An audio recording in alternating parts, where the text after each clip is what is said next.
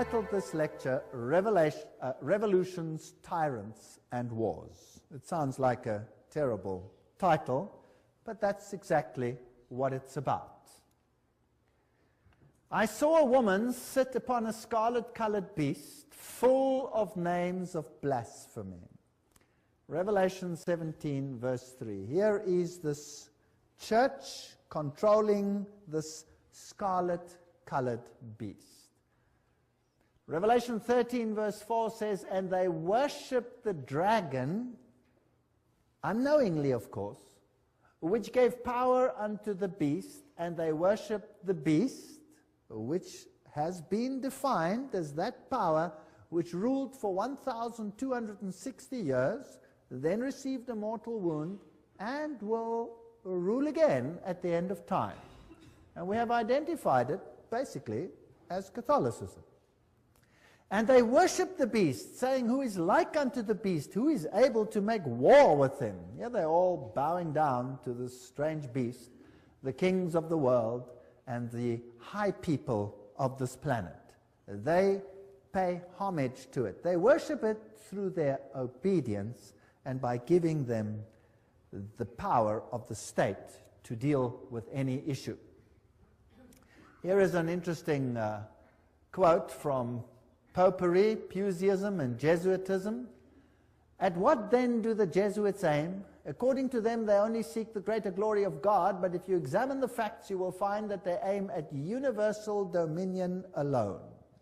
You see, Rome had lost universal dominion, and the Protestant Reformation had been a major problem in this issue, a major problem. They have rendered themselves indispensable to the Pope, who without them could not exist, because Catholicism is identified with them. They have rendered themselves indispensable to governors and hold revolutions in their hands. And in this way, either under one name or another, it is they who rule the world. You see, the papacy has crowned itself ruler of the entire world. The Pope is the ruler of the entire world. That's the Holy Roman Empire spread over the entire planet.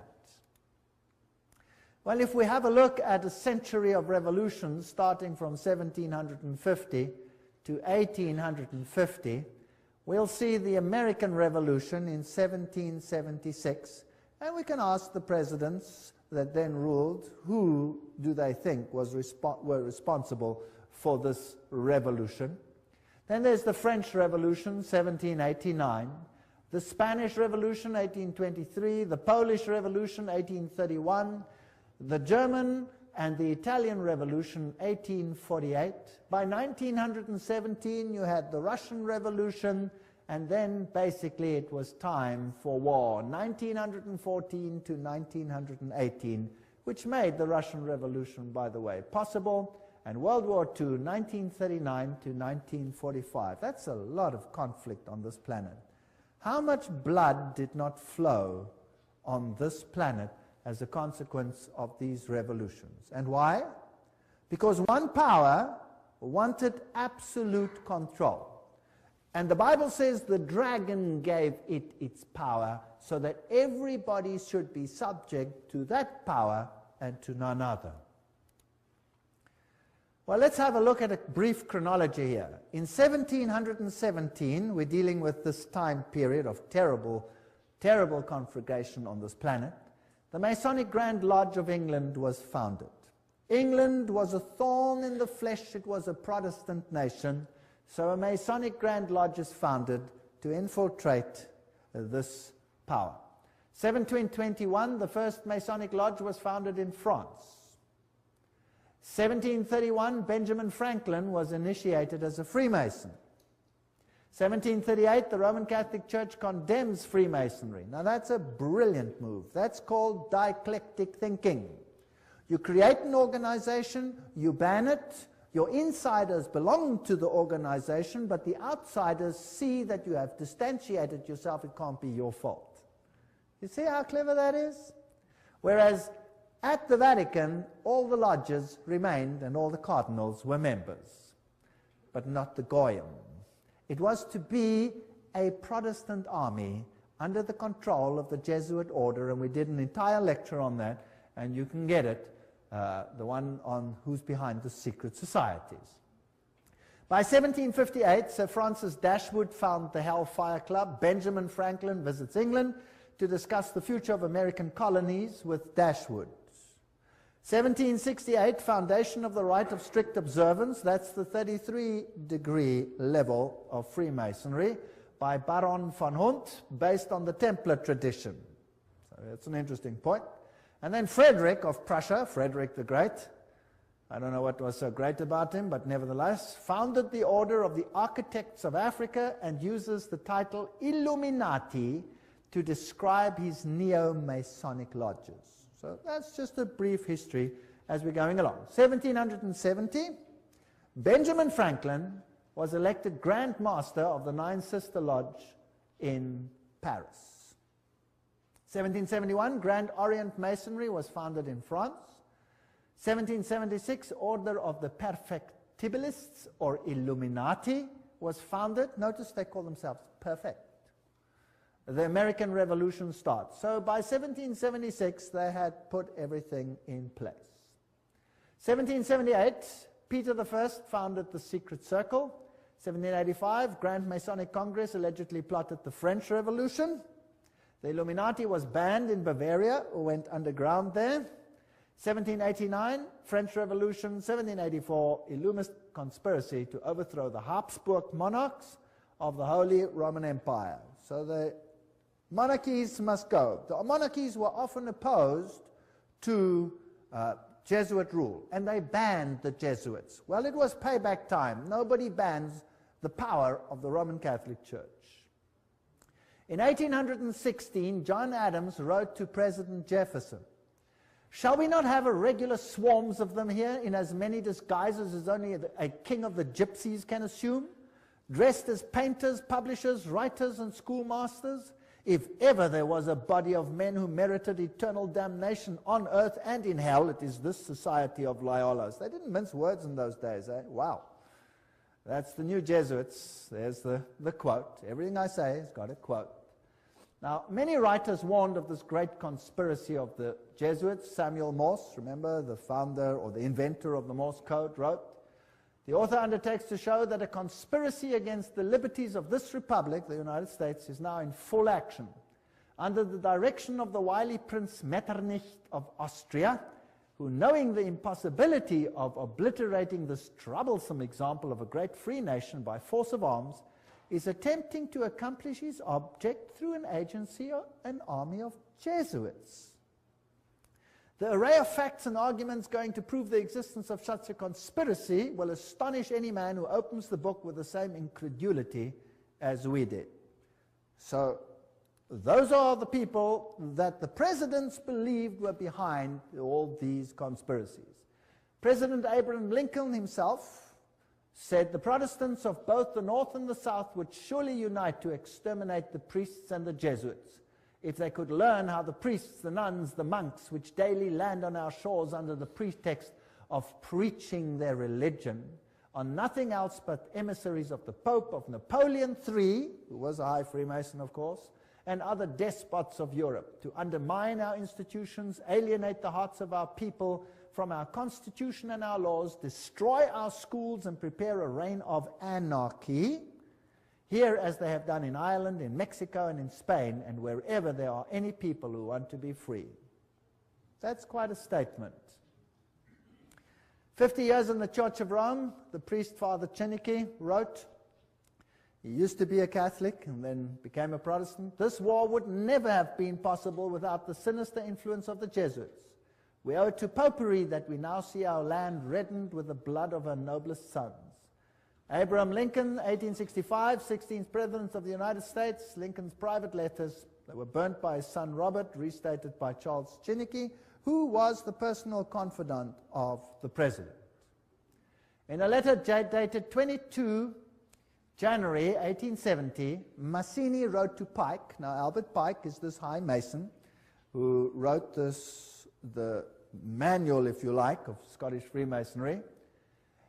He said the following: "We must allow all of the federations to continue just as they are. It must appear as things are as they were in the beginning, with their systems, their central authorities, and diverse modes of correspondence between high grades of the same right, organized as they are at present, but we must create a super right, which will remain unknown, to which we will call those Masons of high degree, whom we shall select.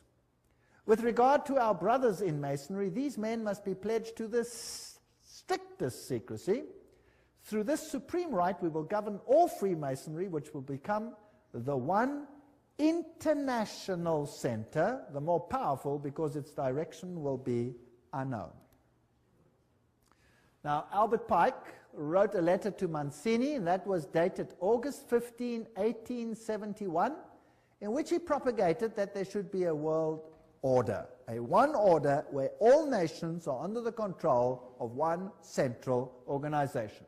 And in order to achieve this, they planned, and there are numerous quotes for this, so I've put a number on the screen because some will say, I don't trust this, I don't trust that, I don't trust the other. Here are references down there, there are references up there, there will be references in other slides, so it comes from different sources. He said, and this was, by the way, on display in the British Museum and could be seen there until it was taken away. The First World War, to overthrow the power of the Tsars in Russia, protector of orthodoxy, and bring about an atheistic communistic state. Did that happen? Yes. Now that was written long before this event. Long before this event. This was written in 1871. This war broke out in 1914.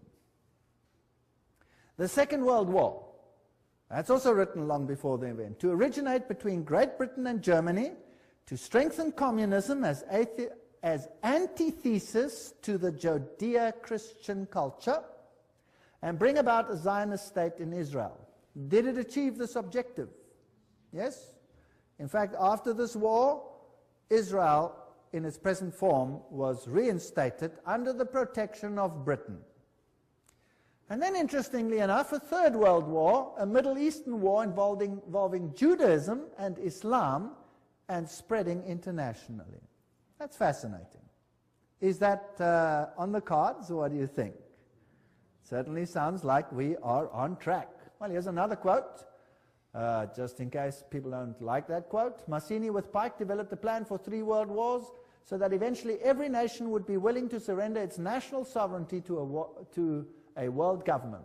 The first war was to end the Tsarist regime in Russia, the second to allow the Soviet Union to control Europe, the Third World War was to be in the Middle East between Muslim and Jews and would result in Armageddon. Interesting. Now, how were they going to do it? Let's read what Albert Pike wrote about these wars and how they were going to be unleashed. He wrote, quote, "We shall unleash the nihilist and the atheist," so the destroyer and the atheist, "and we will provoke a formidable social cataclysm which in its horror will show clearly to the nations the effect of absolute atheism. Origin of savagery and the most bloody turmoil. Then everywhere the citizens obliged to defend themselves against the minority of revolutionaries will exterminate these destroyers of civilization, and the multitude, disillusioned with Christianity, will receive the pure light through the universal manifestation of the pure doctrine of Lucifer. The destruction of Christianity and atheism, both conquered and exterminated at the same time." Wow, what a clever plan. So you rub the two systems which you create up against the other. You create atheism as an antithesis to the Judeo-Christian culture. You have these two clash until they rub each other up, and then out of that you will get a new world order where you have a new religion which is far more esoteric and actually honors Satan. Isn't that a rather clever plan? Well, it's very successful. That is why Ordo ab Cao is the verse, if you like, that Freemasonry uses. This is one of their documents, remember, that I photographed in a Masonic lodge. And Weishaupt is the father of Jacobinism. You will remember that we spoke about that in Revelation chapter 11. And Jacobinism was the power that propagated the French Revolution. And we did this in Revelation chapter 11, where the Bastille was stormed, liberty leading, the goddess of reason was enthroned instead of Christianity. So Christianity was removed and another reign began.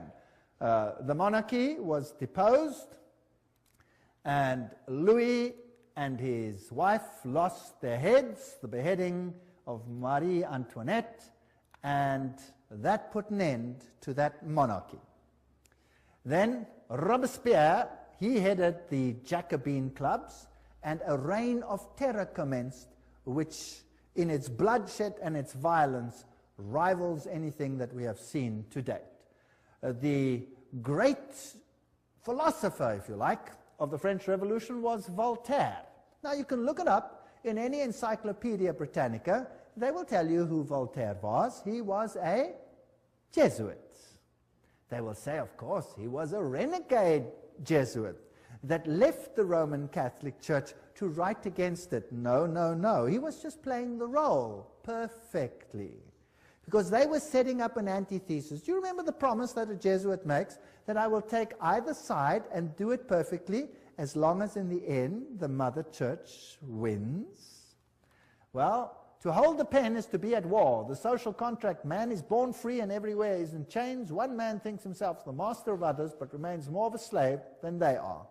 That's true. But what if you created the slavery in order to create the misery, in order to create the revolution? Isn't that possible? So the philosophers come together and they write a new constitution for this planet called Human Rights. The Declaration of Human Rights, 1798. Declaration, Human Rights. You have the all-seeing eye of Lucifer. You have the serpent with a tail in the mouth, the life-giving serpent, the eternal serpent. And you have this funny little Jacobin hat over there on the end of the spear. If you look at the whole thing over there. And then you have this bundle of rods tied together, which are called what? Do you remember what they were called? Fasciae. Fasciae. Bundle of rods tied together. And on top of the fasciae, you have this funny little hat, which was the Jacobin hat. And that's what it looked like. There's a better representation of, also known as the Phrygian cap, once worn in ancient Rome by emancipated slaves as a mark of their freedom, and adopted in the Revolution as the red cap of liberty. Well, that's what they tell you. That's for the Goyim. Let me tell you what it really is. There it is. This is the god Mitra.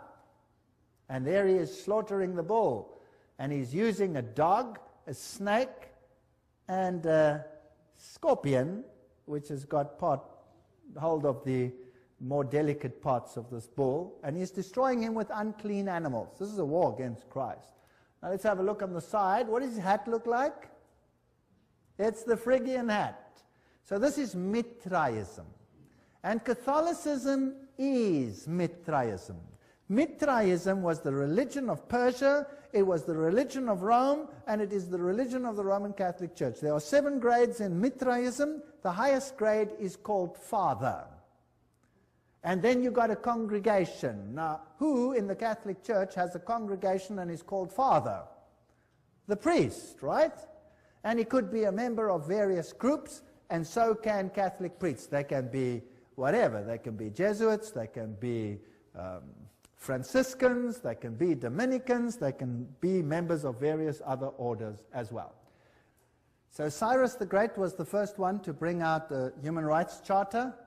Now the mortal wound, as we had discussed it in Revelation chapter 11, just to refresh your memory, 21 February 1798, Pope Pius is dethroned by Napoleon. His ring was torn from his finger and he died in exile. Now think about this. If Napoleon was a Freemason, then he was under control of whom? Of the Jesuit order. So who sent Napoleon to Rome to take the Pope captive? The Jesuit order. Why? Well, I've thought about this a lot. Within the Roman Catholic Church, there are numerous orders, and there has not always existed perfect harmony. In fact, the Jesuit order slowly took control of all the orders. The Knights of Malta, for example, did not lightly give up their power seat, but are now subject to the Jesuits. The Dominicans were at loggerheads with the Jesuits. For example, the papacy took the Inquisition away from the Jesuits and gave it to the Dominicans, which created tremendous tension. And in the French Revolution, it was the Dominican order that was destroyed there, not the Jesuits. They controlled the issue. So there were some issues within the church itself that also had to be sorted out to get complete control of the situation. It was even so that at the Council of Trent, many a Roman Catholic stood up and said, the Word and the Word alone.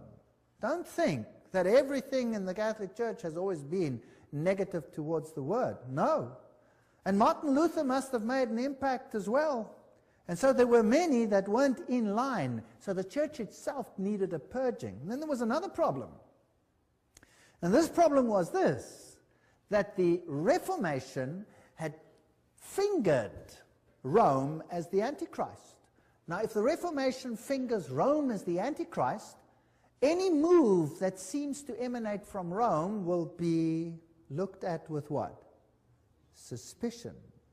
So why not destroy the papacy, apparently, and then resurrect it with, and at the same time purge it of everything that is contra, and then resurrect it as a final power in complete control of these organizations. Does that make any sense? That would be a neat trick. And then anything that happened thereafter with a weak little papacy over there would be disregarded. It cannot be from them. It must come from elsewhere. That is how secret societies work. They walk behind fronts, behind fronts, behind fronts. So let's see what happened.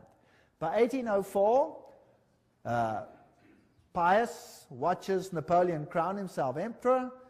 Napoleon then takes the Vatican States, so Rome is diminishing.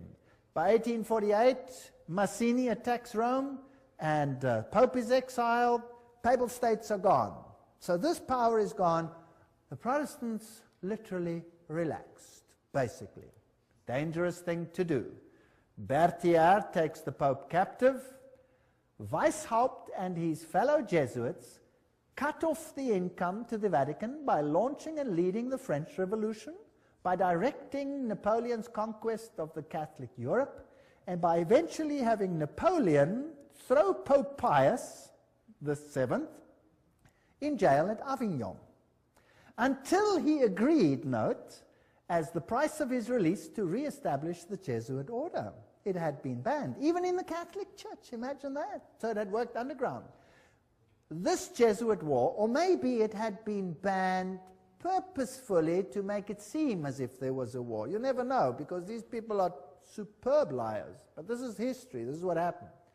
This Jesuit war in the Vatican was terminated by the Congress of Vienna and by the secret 1822 Treaty of Verona. There's the quote.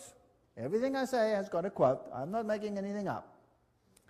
After Pope Pius was released from Napoleon's prison, he formally restored the Jesuit order with a papal bull. Now that is the strongest worded statement that a pope can bring forth. In 1814, and the Pope added in this bull, if any should again attempt to abolish it, the Society of Jesus, he would incur the indignation of Almighty God and of the holy apostles Peter and Paul. So this could have been a ruse, it could have been a game, what could have been real, whatever the situation is, we will never really know until the curtain is removed one day. But religious freedom for all.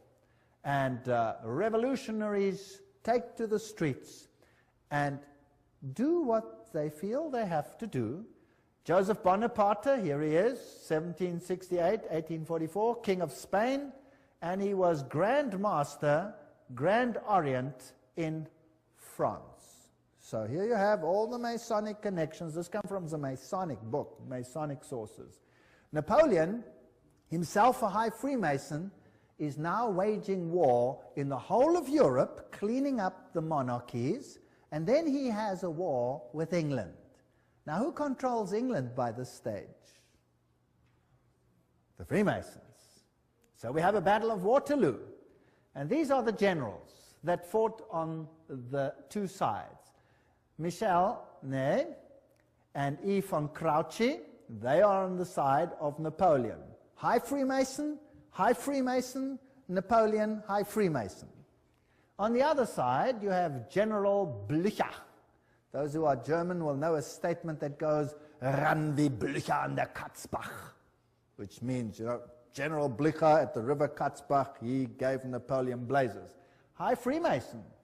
And G. von Schnarrenhorst, High Freemason. They were all Freemasons. So this war, was it really a war, or was it a planned war? Now, who are the orchestrators of the First World War? Well, there he is, Kaiser Wilhelm I. What has he got on? This comes from a Masonic book. He's got his Masonic apron on. He's a high Freemason. That's what he was. Here is Kaiser Friedrich der Große. There he is, with his Freemason regalia from a Freemason book. They're proud that these kings were all Freemasons. So the whole war situation is being planned by Freemasons, who are being run by who? By the Jesuits. Now let's have a look at America quickly. Here is this grand building, the Capitol. There is the foundation stone, and it says, laid Masonically, September 17, 1932. Okay, so by that time, America was ruled by Freemasonry. Of course, the people are totally unaware. The institutions continue as before, but they are all being infiltrated. If you look at the architecture, the eagles, the symbolism, what you have is sun worship. You have Mithraism displayed here. The street plan of Washington is Masonic. You have the upside-down goat of Mendes in the street plan. Then you have the compass and the set square, and everything is in blocks of 13, and the Masonic temples are on the 13th Street, etc. The whole street plan of Washington is Masonically laid. So it's dedicated to Lucifer. Of course, the people are unaware of this. The White House is then built with this tremendous stela over there, the height of which is 555 feet. Not 666, that belongs to someone higher in Rome. This is 555. And isn't it interesting that 555 is the number that Hollywood uses? Have you ever heard when they say, what's the telephone number on any TV program or any one of those? Oh, it's 555, blah, blah, blah, blah, blah. Have you heard of that? It's dedicated to Hollywood. By the way, in Hollywood is the wood they use to make a witch's staff. So it's dedicated to Lucifer. It's witchcraft. But that's just besides the point. So here is the stela. Who laid these foundations? The Freemasons. So let's ask them what it means. Here is the Encyclopedia of Freemasonry. You're going to get a better source from that. Obelisks were originally erected in honor of the sun god. The connection comes from the Egyptian worship of the phallus. So there stands a male, whatever, in the White House. So we don't have to go. It's dedicated to Osiris and to Isis. And anyway, that is the structure over there. The military structure is a pentagon, which is the high center of the pentagram into which, for example, 13 witches would step in order, 12 around one, in order to propagate a curse. So this is also a witchcraft structure. So it's just a building, but it has certain connotations. Then France, the one that has this new philosophy for a new world, sends a gift to the United States, the Statue of Liberty. So let's ask UNESCO what it means. UNESCO says the 7 rays emanating from Mitra's halo, there's the god Mitra, symbolize the triumph of the forces over the forces of darkness. Now, you must understand that Lucifer says that Michael and his angels represent the forces of darkness, that Yahweh is the devil. Isn't that terrible? You remember that? We did that. And here, UNESCO tells us that the head of the Statue of Liberty is adorned with Mitra's 7 rays. The flame she holds is a sun symbol. So this is the torch of Lucifer. Because it doesn't matter whether Lucifer is male or female, he's androgenic in his story. Here is the foundation stone. At this site on August 5, 1884, the cornerstone of the pedestal of the Statue of Liberty, enlightening the world, that's illumination, was laid with ceremony by William so-and-so, Grand Master of Masons. And there's the Masonic sign. So the Statue of Liberty is Masonic. Everything will appear to be Masonic as we continue.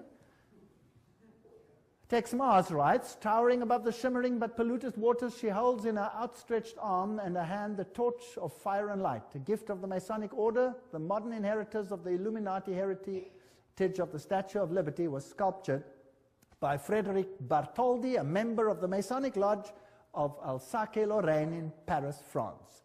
The statue is significant to the secret societies plotting the New World Order. There you go. Right, by 1854, Pius declared the Immaculate Conception of the Virgin Mary. Now, Mary she's always been there in Roman Catholicism, but now Mary is being placed into the very center and legitimized as the Mother of God and as an entity in heaven. In 1869, Pius summons the First Vatican Council, and in 1870, the Dogma of Papal Infallibility is published. Now we have another God on earth. And Ultramontanism triumphs. The Jesuits see to it that all power is concentrated in one man. What happens then? By 1917, the Russian Revolution. And you had this interesting Fatima message. There's a link with Islam there, but never mind, we'll come to that in the next lecture. Russia will be converted, the Holy Father will consecrate Russia to me. And then there was a vision of hell, and the third vision was that the present Pope would have an assassination attack, which happened. Now, it's not too difficult, if you've planned all these things from the beginning, to say what will happen. You see? Not too difficult. Now, let's have a look at the parallels between the Jesuit French and the Russian revolutions. They worked like this. Both revolutions were based on communist writings of Freemasons, Voltaire, Marx. The Jesuits perfected communism on their reductions in Paraguay. So in Paraguay, they tested whether this would work or not and perfected it there. Both revolutions plundered the state churches.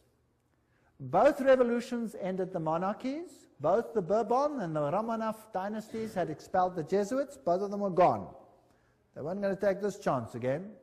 Both revolutions produced republics in form, but absolute monarchies in power, controlled behind the scenes by the people that were now in control. Both revolutions declared atheism as the religion of the state. Both revolutions carried out a reign of terror by an inquisitional secret police. And boy, was that some reign of terror. Millions died. Stalin is personally responsible for the death of millions of people. Both revolutions resulted in military dictators responsible for the elimination of dissenters. Exactly the same pattern. If it works once, why not use it again? The lesson learned on these Platonic republics there in Paraguay provided the groundwork for Marx's Communist Manifesto, by which every nation on earth would be reduced to granny reductions, thereby destroying the white Protestant middle classes while restoring the communal feudalism of the papal Caesar's dark ages. That's just a quote. Well, it's a bit sharp, but it more or less sums it up. So Karl Marx, by 1844, wrote the Communist Manifesto. That's when he wrote it. That's when it was published, 1848. By 1928, Papal Nuncio in Germany leads the Catholic powerful center party to the right and helps skyrocket Adolf Hitler to power. Now, who's Adolf Hitler? By 1929, Pius disbands the Catholic Party. It's done its job, and people are ready to vote. And in the same year, he crowns himself sovereign ruler of the world. What arrogance. Now the Pope is sovereign ruler of the world. In the same year, he signs the documents. Now a ruler has to have a country, and he gets his papal state back, the smallest state in the world. And the papacy now again qualifies as a political entity. Now, it had been dead, it was no longer a political entity, so the beast was mortally wounded, and now it gets its power back, and now it qualifies as a beast again. Its wound was healed, isn't that correct? That's why the San Francisco Chronicle, almost quoting the Bible, says that while they signed this document, the wound was healed in this display. Now we're ready for war. 1934. In Yugoslavia, an organization called the Ustashi is formed. What a disgusting organization.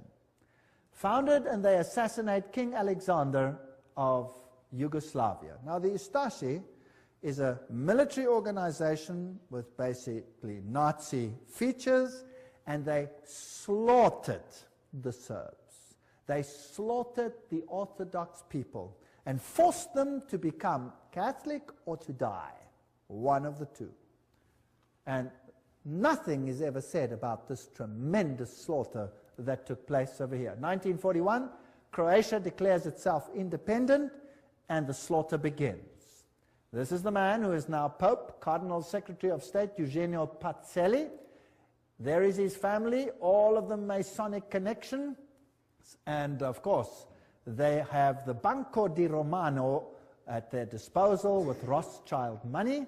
This man, does he have Masonic features? Yes.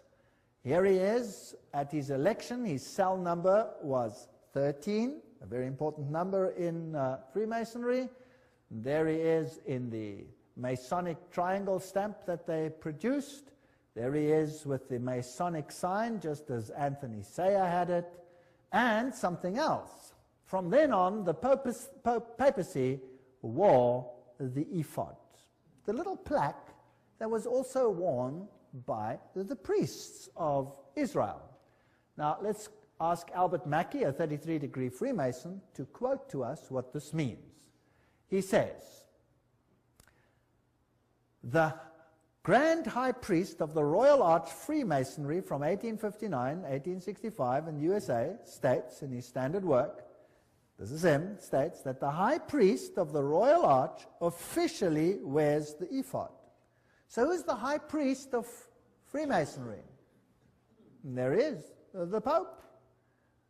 Well, Pacelli visited the United States and conversed with this man, President F.D. Roosevelt. Now this is a lodge picture which should never probably have been released, and they're probably very upset that it has been released, but it shows Roosevelt in his full Masonic regalia. And there it shows him with his fez on his head, and he's receiving a Masonic handshake. Note the Masonic handshake. And interesting fez, we will come to that in the next lecture, what that all symbolizes, why they are wearing fezes. And he appoints Myron Taylor as special envoy to the Vatican. Now, let's have a look at the Freemason political leaders in the United States, and I'm just quoting from various sources and web pages. There will be different ones here, so you can check it out for yourself, to show you just who's control at the moment. We'll just run through them quickly and see what degrees they are. Bill Clinton, 33 degree. Newt Gingrich, 33 degree. Bob Dole, 33 degree. Jack Kemp, 33 degree. Storm Thurmond, 33 degree. Colin Powell, 33 degree. Jesse Helms, 33 degree. Barry Goldwater, 33 degree. Al Gore, probably 33 degree. Then another one over here, another one, James Monroe, Andrew Johnson, James Garfield, McKinley, Roosevelt, of course, William Taft, Franklin Roosevelt, Harding, Lyndon Johnson, Gerald Ford, Ronald Reagan, George Bush, all of them, Yitzhak Rabin, Yasser Arafat, Prince Philip, Duke of Kent, many others. Here's another source. Saddam Hussein, that's interesting, we'll have to come to him, 33 degree Freemason. Tony Blair, 33 degree. Gerhard Schröder, Prime Minister of Germany, if you like, President, 33 degree. Benjamin Netanyahu, 33. Yasser Arafat, 33 degree.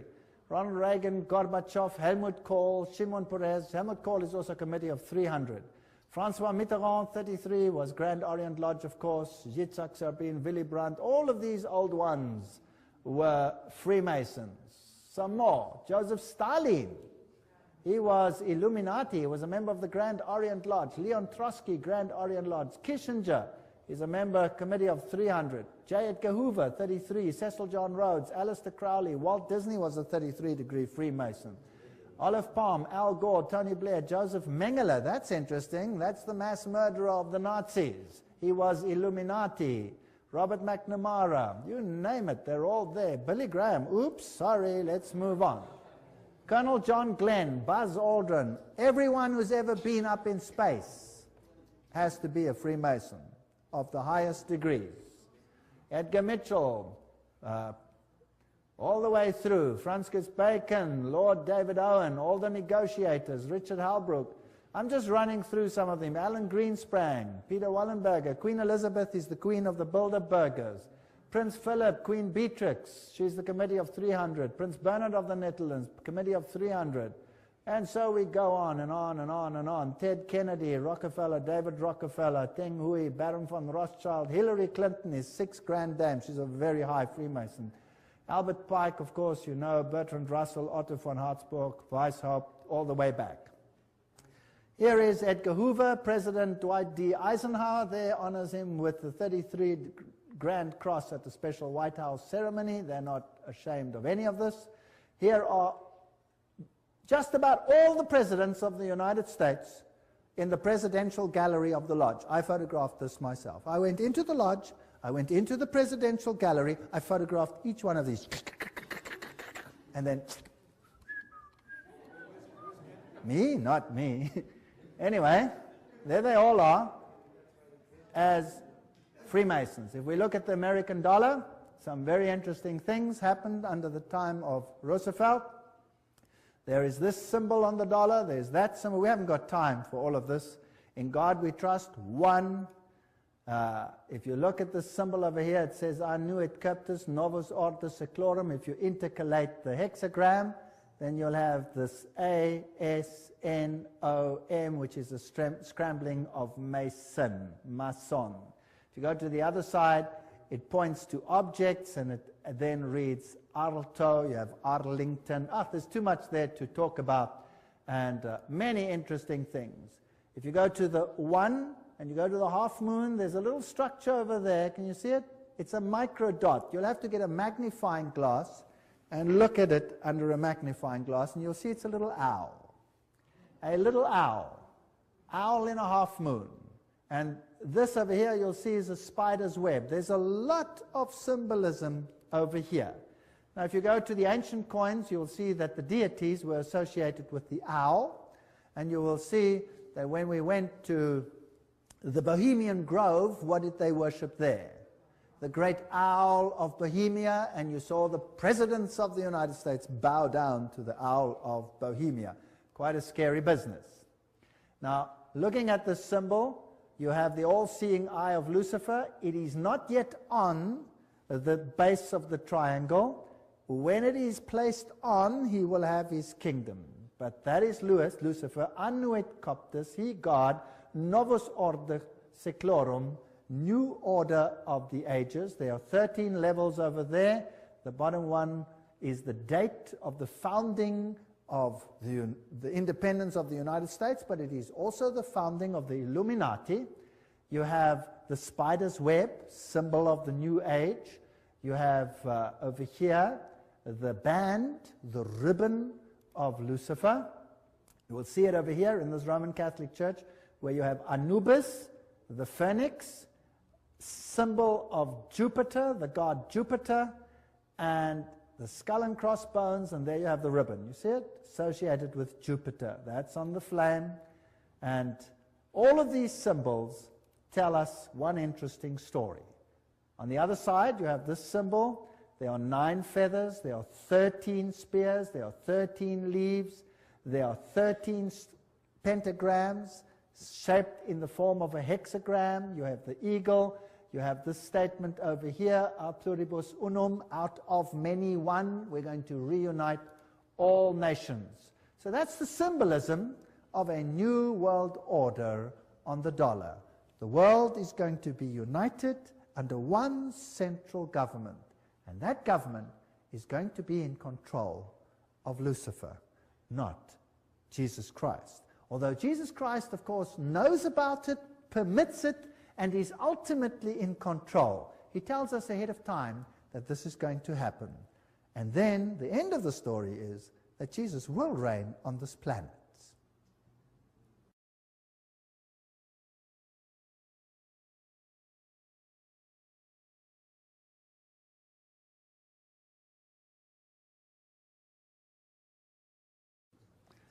In the previous section, we were looking at the symbolism on the US dollar, and we saw how all of this symbolism is Masonic and appeared on the dollar note after the time of Roosevelt. Revelation 13:11, and I saw another beast coming up out of the earth, and it had 2 horns like a lamb, and he spoke like a dragon. We're going to deal with this prophecy in detail in another lecture.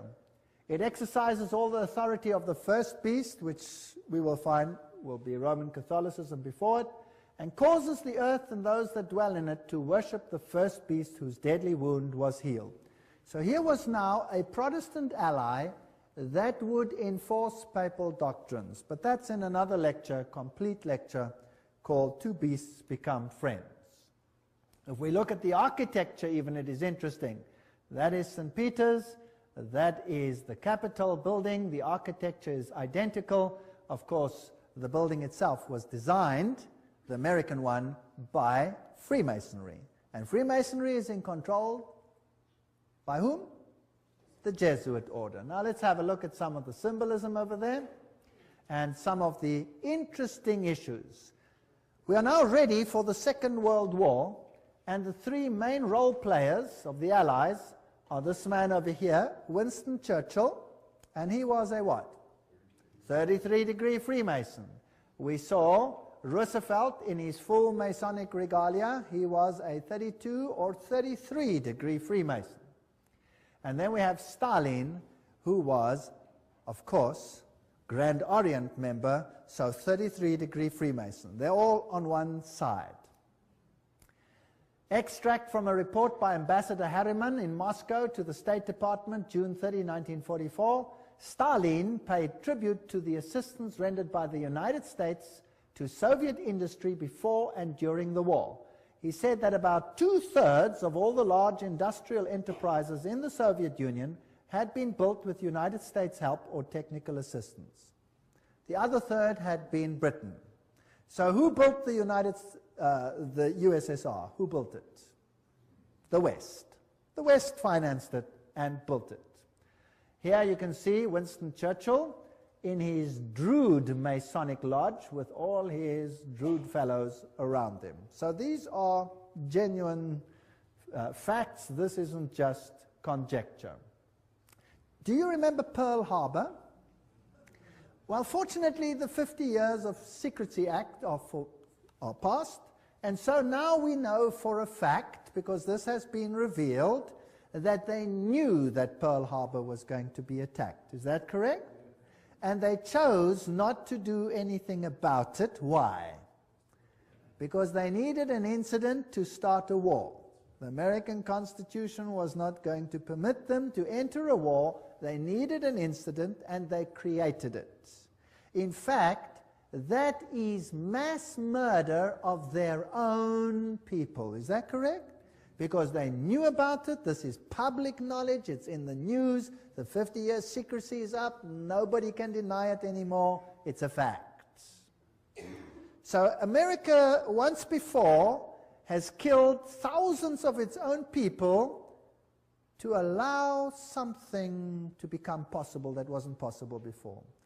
Once done successfully, do you think I could do it again? I wonder.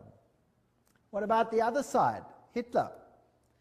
Hitler said, I learned much from the order of the Jesuits. Until now, there has never been anything more grandiose on earth than the hierarchical system of the Catholic Church.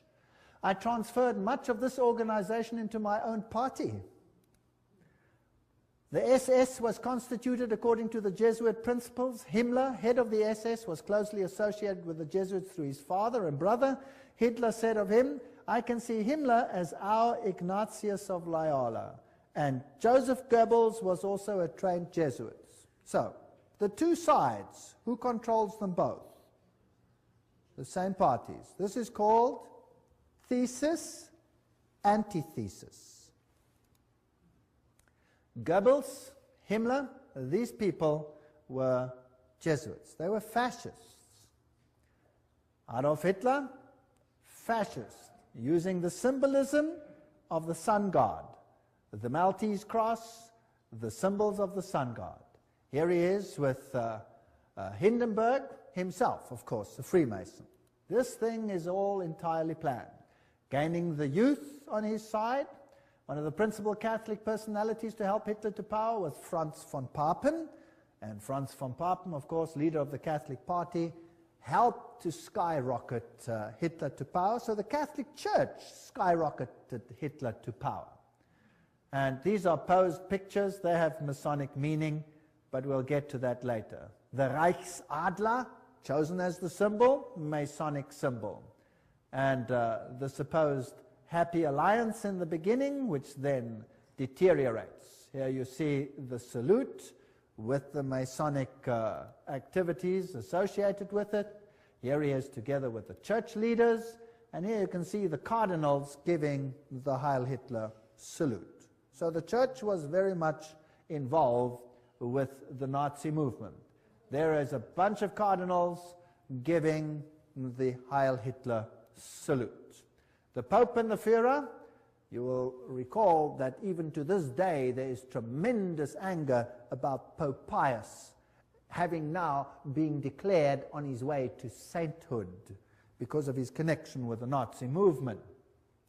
Well, here is the new Reichsbischof Ludwig Müller, the Protestant one, who greets Adolf Hitler with a nice handshake. The previous one, the previous Protestant bishop, no longer lived because Adolf Hitler had him executed. So this one must have been a puppet on the religious side. So the Catholics and the Protestants next to each other. Now understand the war. Let's think about the war. Who is the problem in terms of the Roman Catholic Church?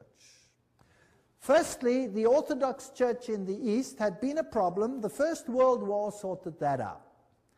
The Tsar had been removed, and the Orthodox Church had been subjected, as were all the churches, to make it look right, by atheistic communism. But the leaders of communism were all Catholics. In fact, I have traveled in many of those countries, and the old people all told me, now we understand why the leaders of the communist regimes, why they all attended the Catholic Church. Why, if they were all atheists, were they such good Catholics? Well, this mighty army is built up, but Germany is divided.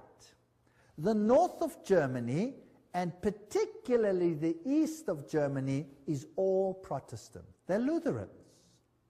And they are skeptical of the papacy. Whereas the south of Germany is all Catholic. In the Orthodox countries, like the entire USSR, you have the Orthodox Church controlling the mindset of the people. Now, since the takeover of communism, that has been reduced or subjected, and the Orthodox Church has been subject to the state. Now comes this mighty war. The symbols being carried here are the symbols of Lucifer. They're also used in theosophy. There you can see them. There's the swastika, the all-seeing serpent. And Adolf Hitler himself was a tremendous occultist. Of course, as a Jesuit insider, he would be. But of course, his outer garb of religion was Catholicism. You'll find the same swastika on the foot of Buddha. And, as I recall, as I told you before, it was a Jesuit priest, Father Stempfler, not Hitler, who really wrote Mein Kampf.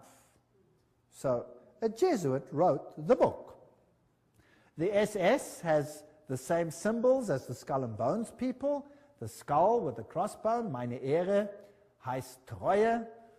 My honor means Treue, to be loyal, loyalty. The SS had been organized by Himmler according to the principle of the Jesuit order and became basically the new, if you like, Inquisition. And anybody who did not obey the system was destroyed. Now we read much in the literature about 6 million Jews who were destroyed. But we read nothing about 2.5 million of the most brilliant people in Germany, all the professors, all the intelligent, highly educated Germans who were killed by Adolf Hitler. You see, thinking people cannot be tolerated in such a regime. Downgrade the mindset. We must have serfs and elite. Goyen, catechumens, cattle, and then the super illuminists. How irritating. Remember that the Jesuit magazine, Civilta Cattolica, house organ of the Jesuits, says quite frankly, fascism is the regime that corresponds most closely to the concept of the Church of Rome. Fascism is fascinating, excuse the pun. Fascism has one central leader. You see, Pope eventually, one central leader, total control over the people, yet the people believe that they are free because they are getting everything that they require. Unlike communism, they may have property rights, but the property rights are qualified, and I'll come to that in a later lecture in case you are duped into that. Now here are these fasciae. Let's have a look at them. The bundle of rod accompanied by an axe or a spear, which symbolized power over life and death, carried by the Roman official as symbol of authority.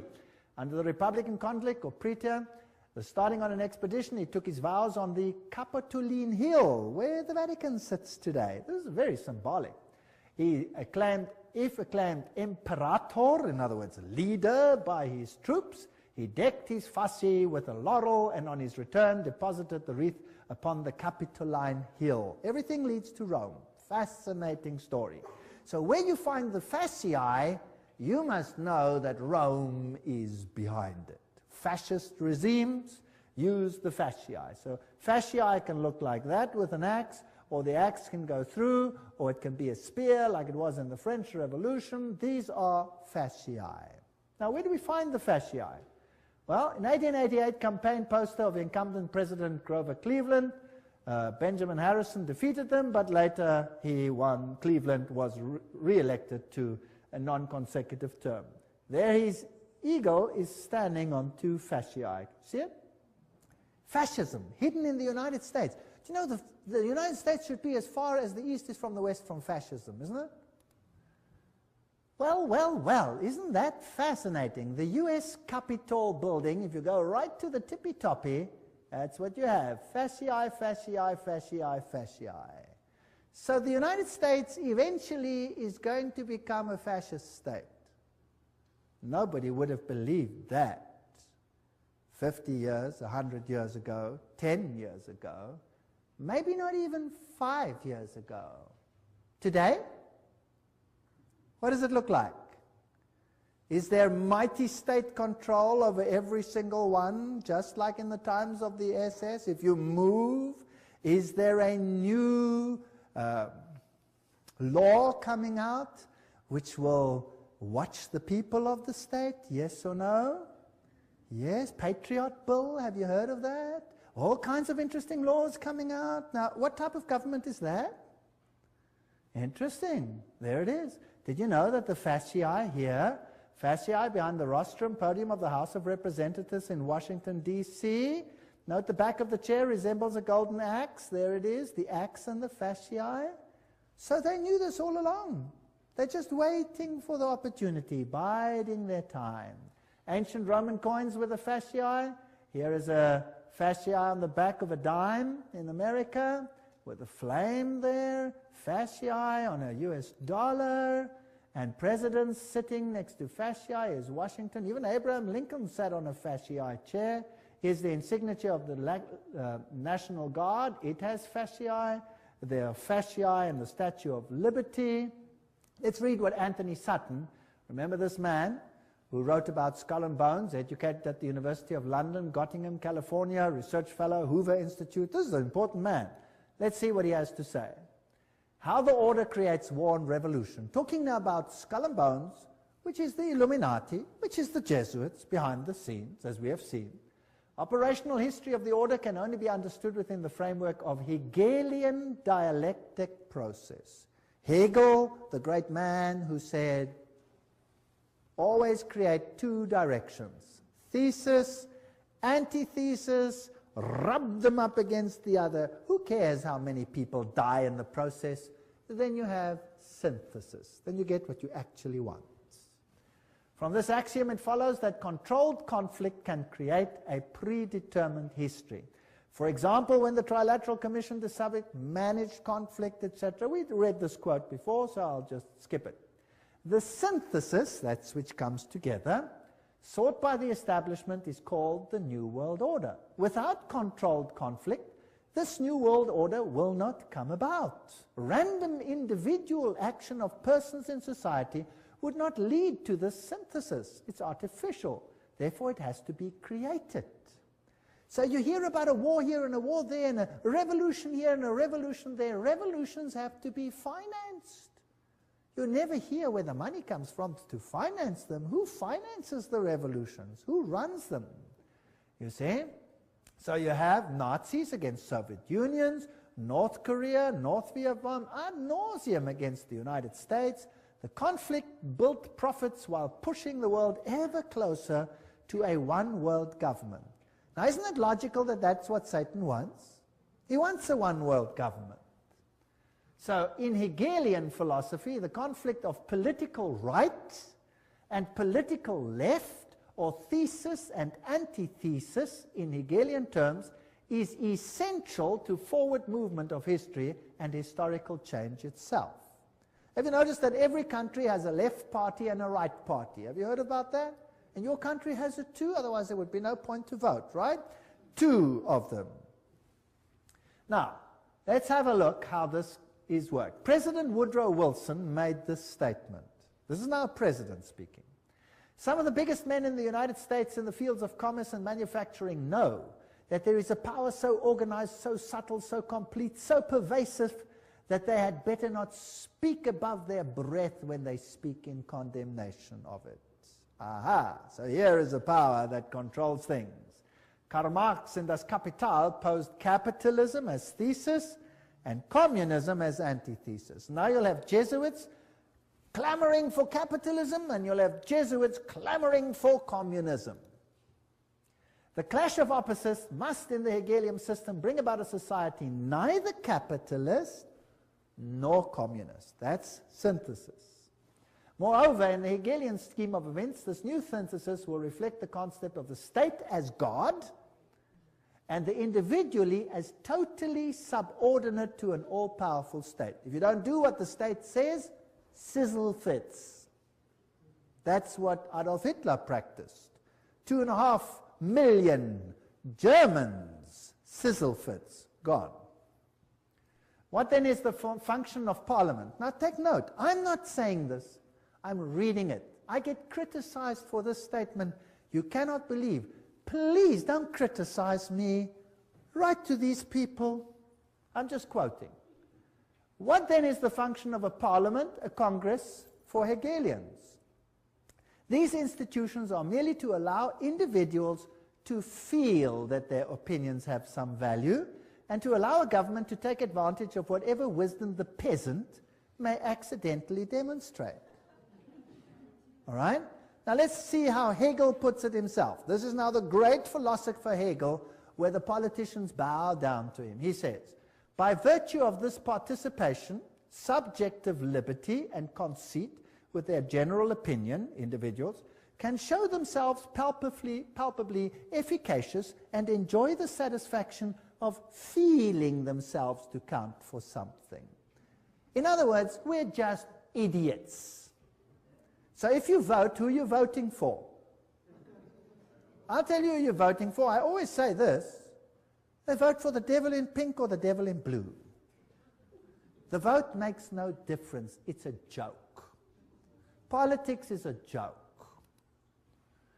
War, the organized conflict of nations for Hegelianism, is only the visible outcome of the clash between ideas. As John Dewey, the Hegelian darling of modern education system, puts it, he's in control of the whole new world education. War is the most effective preacher of the vanity of all merely finite interests. It put an end to the selfish egoism of the individual, by which he would claim his life and his property as his own or as his family's. Did you get that? Now, surely Rome doesn't think like that. Oh, I'll show you papal bulls which will make your hair stand on end. New ones. Compare this to the spirit and letter of the Constitution of the United States, which says absolutely the opposite. All right? So for these elitists, the state is supreme, and a self-appointed elite running the state acts indeed as God on earth. The rest are catechumens, cattle, goyim. College textbooks present war and revolution as more or less accidental results of conflict, but they never in Western textbooks will you find the evidence that revolutions need finance, and the source of the finance, in many cases, traces back to Wall Street. Operational vehicles for conflict creation, the key to modern history is in these facts. The elitists have close working relations with both Marxists and Nazis. They play on both sides because what they have created is just a game. In this memorandum, we will present the concept that world history, certainly since 1970, reflects deliberately created conflict with the objective of bringing about a synthesis, a new world order. So let's have a look how it worked. Here's the order. The thesis is Marxist Russia, Second World War now. The antithesis, Nazi Germany. Who financed them? Who financed the Russians? Guarantee Trust Company. Who financed the Nazis? Guarantee Trust Company.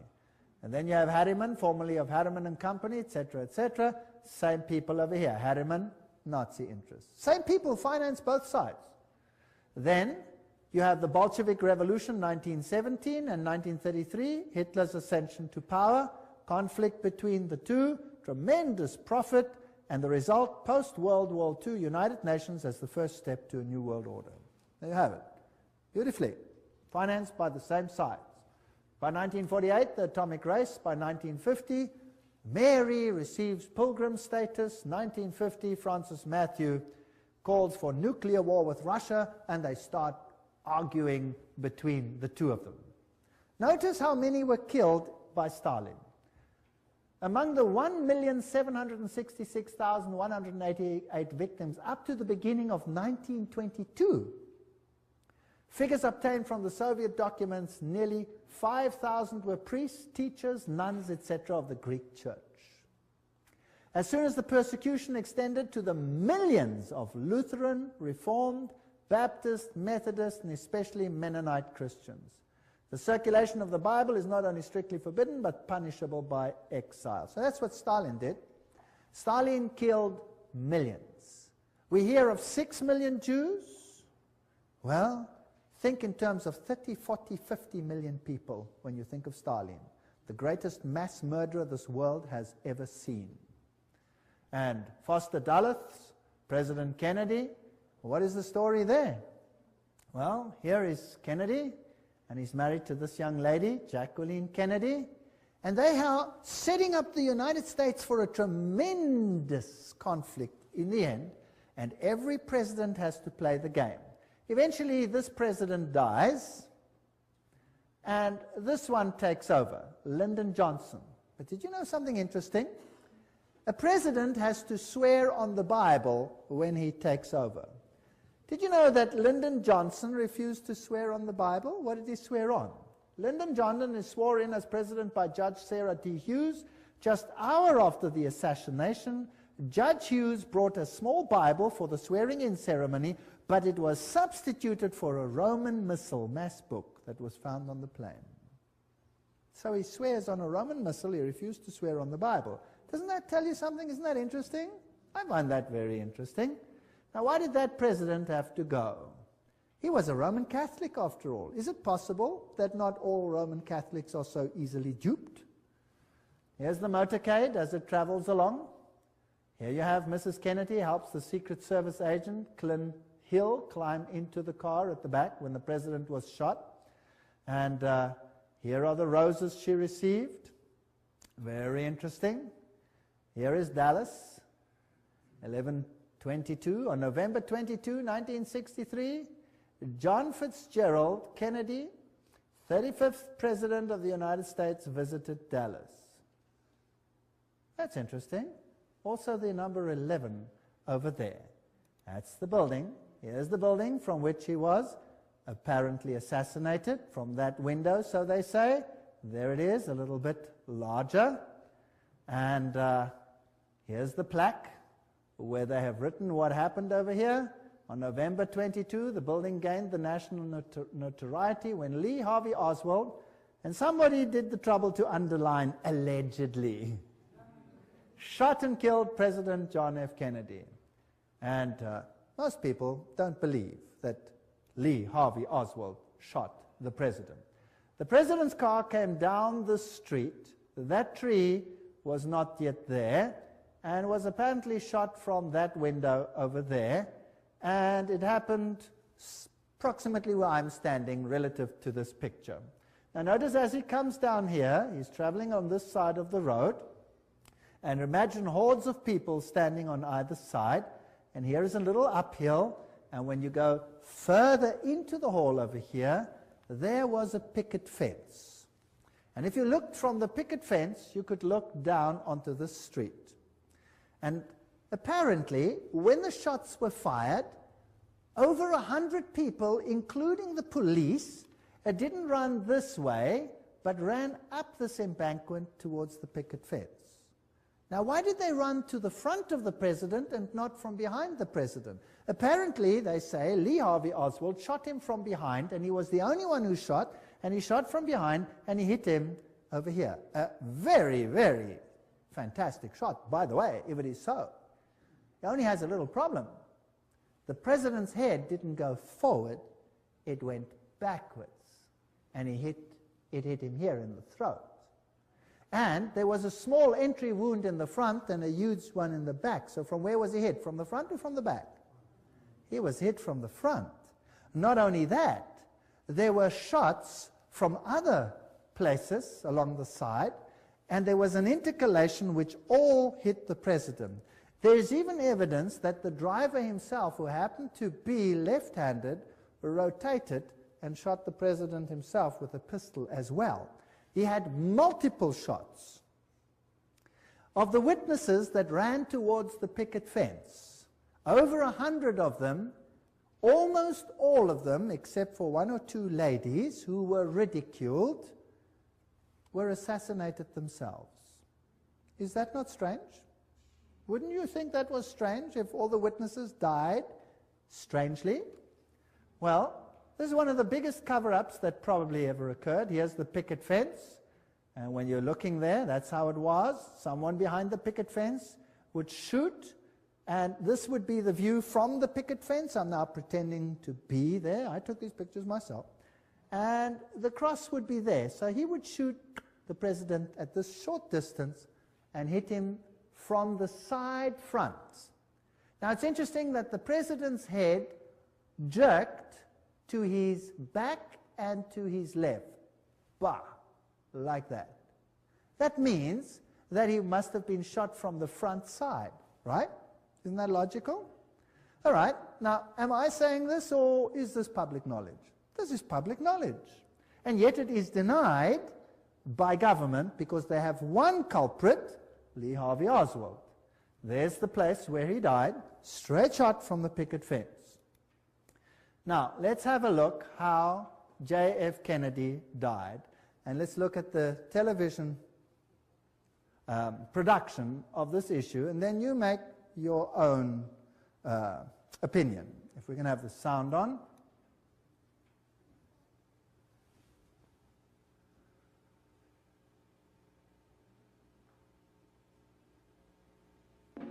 Let's go back to that day in Dallas. The day was November 22nd, the time shortly before noon. At first, the crowds were thick, but as the motorcade approached Dealey Plaza, it was here that the motorcade violated the Secret Service's own rules. As the car turned, it slowed from 40 miles an hour to 7.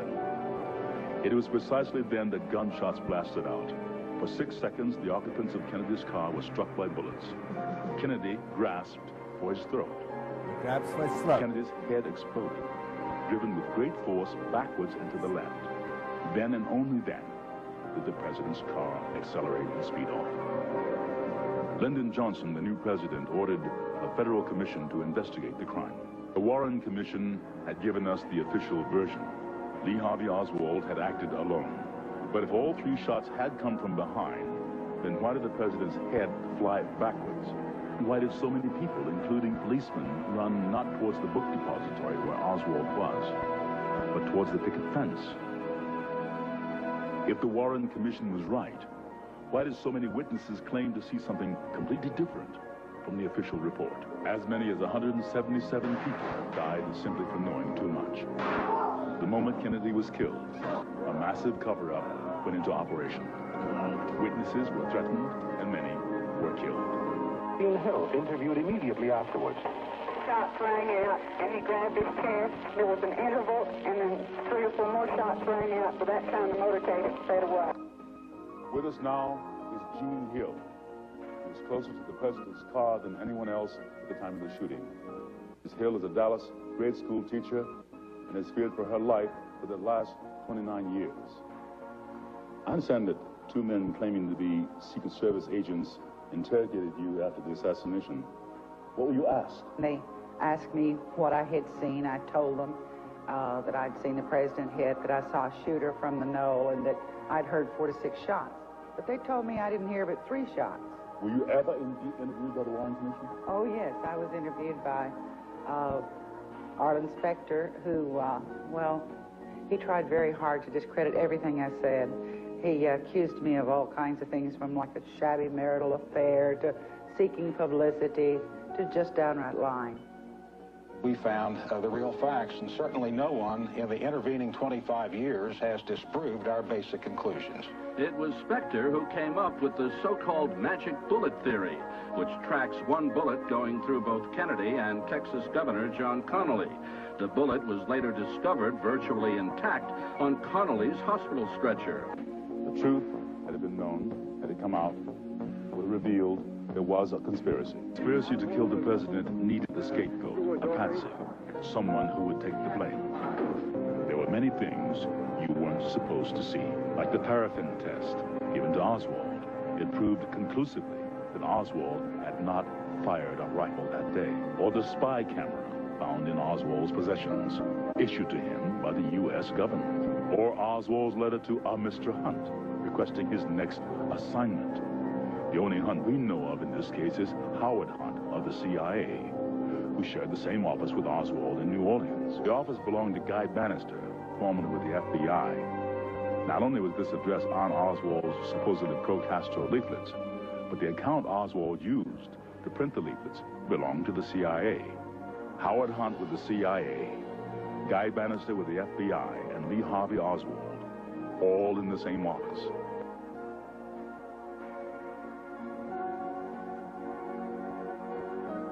Kennedy's motorcade was arranged to make 2 turns, taking him directly into a triangulation.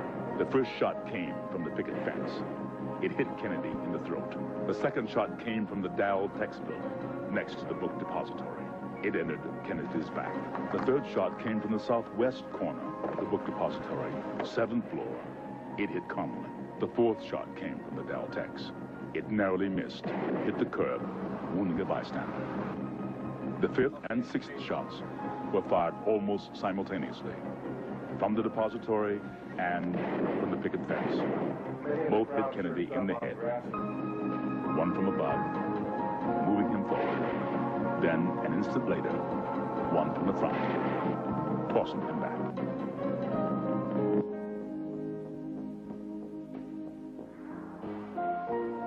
Here here you see the passenger in the front turning back, looking at the president. Instead of jumping back to assist him, he turns forward. The driver's now rotating. The weapon comes into view and he fires. You'll see this repeatedly in these sequences. Kennedy's been shot in the throat. He's leaning to his left. The driver now begins to rotate. His left arm comes over his right shoulder and he fires now. Again, you see the driver rotate. You see the weapon come into view. He's rotating again. The weapon is in view. He fires. You can clearly see his head turning and his arm and the weapon extending into view over his right shoulder. One of the first activities of William Greer after the presidential limousine arrived at Parkland Hospital was to attain a bucket and a sponge and water and begin to wash the blood and brains off of the presidential limousine. There's a new theory about the assassination of John F. Kennedy. A government scientist says police audio tapes provide new evidence of a second gunman. If it could be proved that the sound on the tape was a gunshot and that, in fact, it came from the grassy knoll, then it would provide some evidence that there was a second gunman in addition to Lee Harvey Oswald. But so far, few who agree with the conclusion made by Thomas. Hello? Yes, Rick. Go ahead, please.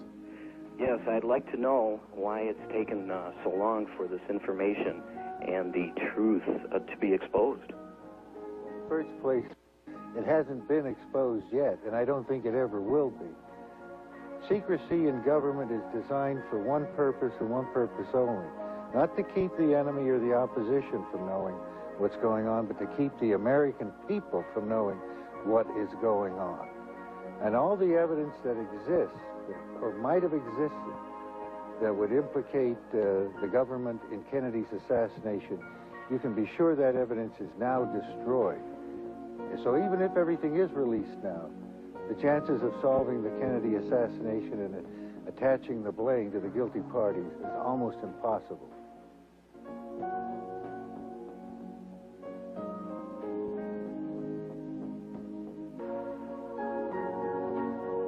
Kennedy was changing the status quo. He decided he could no longer trust the CIA.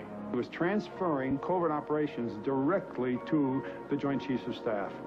Shortly after that, he fired Allen Dulles, who had been the Director of Central Intelligence since 1953. Kennedy continued to make enemies as he pulled back from world confrontation.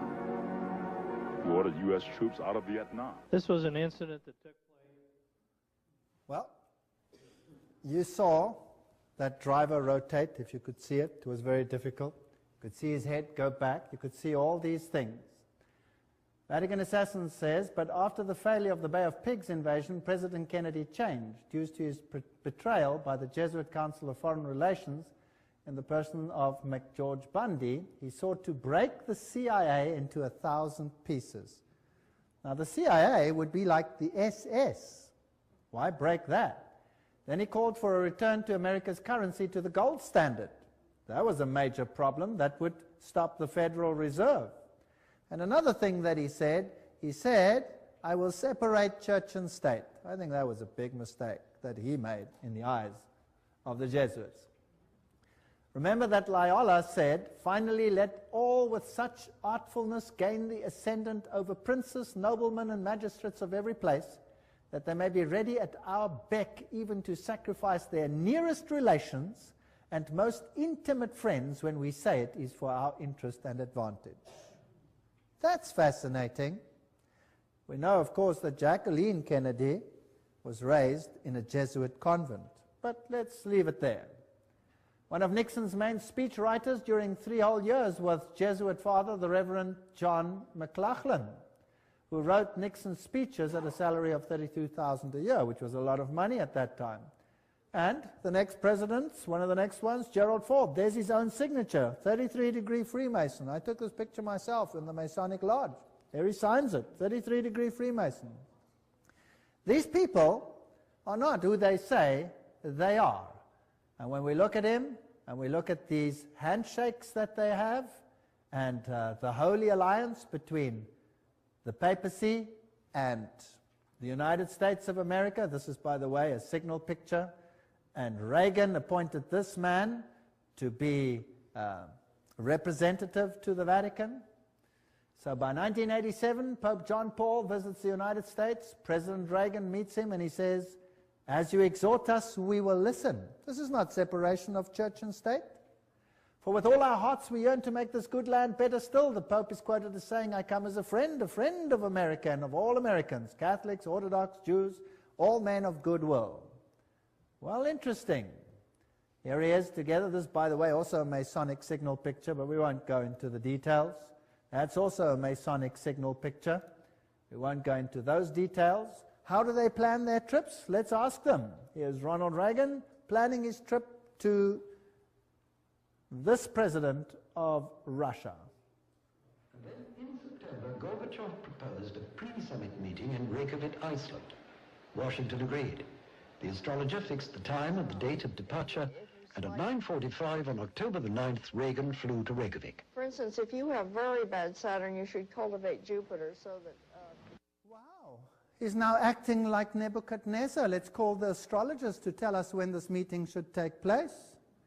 You know, the 11th is a very important date. Presidents die on it. Buildings collapse on it. It's very interesting. My Pope, Pope Paul II, I confirm for you as the Pope of my secret, the Pope about whom I spoke to the children during the apparitions, the Pope of my love and my sorrow. This is what Mary apparently said to the children at Fatima. This is the Pope of the secret, or this is the Mary predicted that he would have an assassination, this Pope, and the modern channels through Father Gobi say that this is the Pope of the promise. Well, Malachi Martin, in the Keys of this Blood, this is a pontifical work, writes, clearly the new agenda, heaven's agenda, the grand design of God for a new world order had begun. And Pope John Paul would stride now in the arena of the millennium endgame as something more than a geopolitical giant of his age. He was and remains the serene and confident servant of the grand design. There's another Masonic language. He's going to be the head honcho, the main man. All this bloodshed, all these wars. In Germany, what happened? What did the war do in Germany, the Second World War? In Germany, the north of Germany was devastated. It was firebombed, which was illegal according to all conventions. They threw fire bombs on the north of Germany. Hamburg was gutted by fire bombs. Now, fire bombs don't just destroy military targets. What do they destroy? They burn human beings alive. So it was targeted to destroy the people. And then East Germany, the entire Protestant conclave was cut out and handed over to Soviet Russia for 2 generations of enforced atheism. Today there's no Protestant left anymore. Protestantism has been destroyed. The Orthodox Church has been subjugated. All of them are subject to Rome. Millions of Serbians died. Millions. It has been a slaughter in the last centuries such as this world has not seen. Why? To gain full control of the world.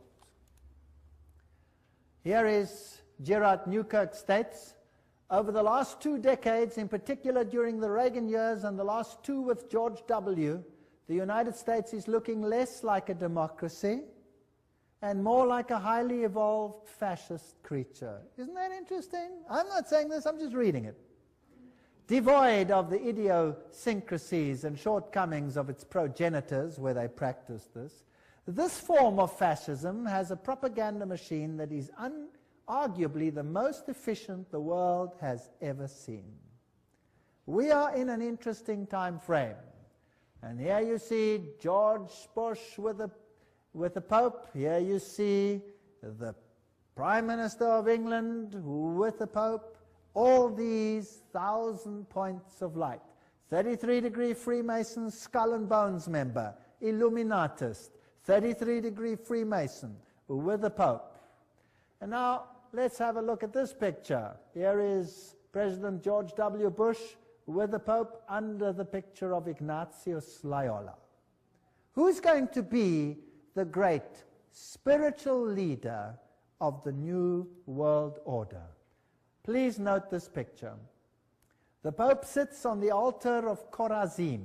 This is when he visited Jerusalem and Israel recently. Israel. The backdrop depicts Christ with an open book that reads, "Love your enemies, I will come soon." And what else do you see on his throne?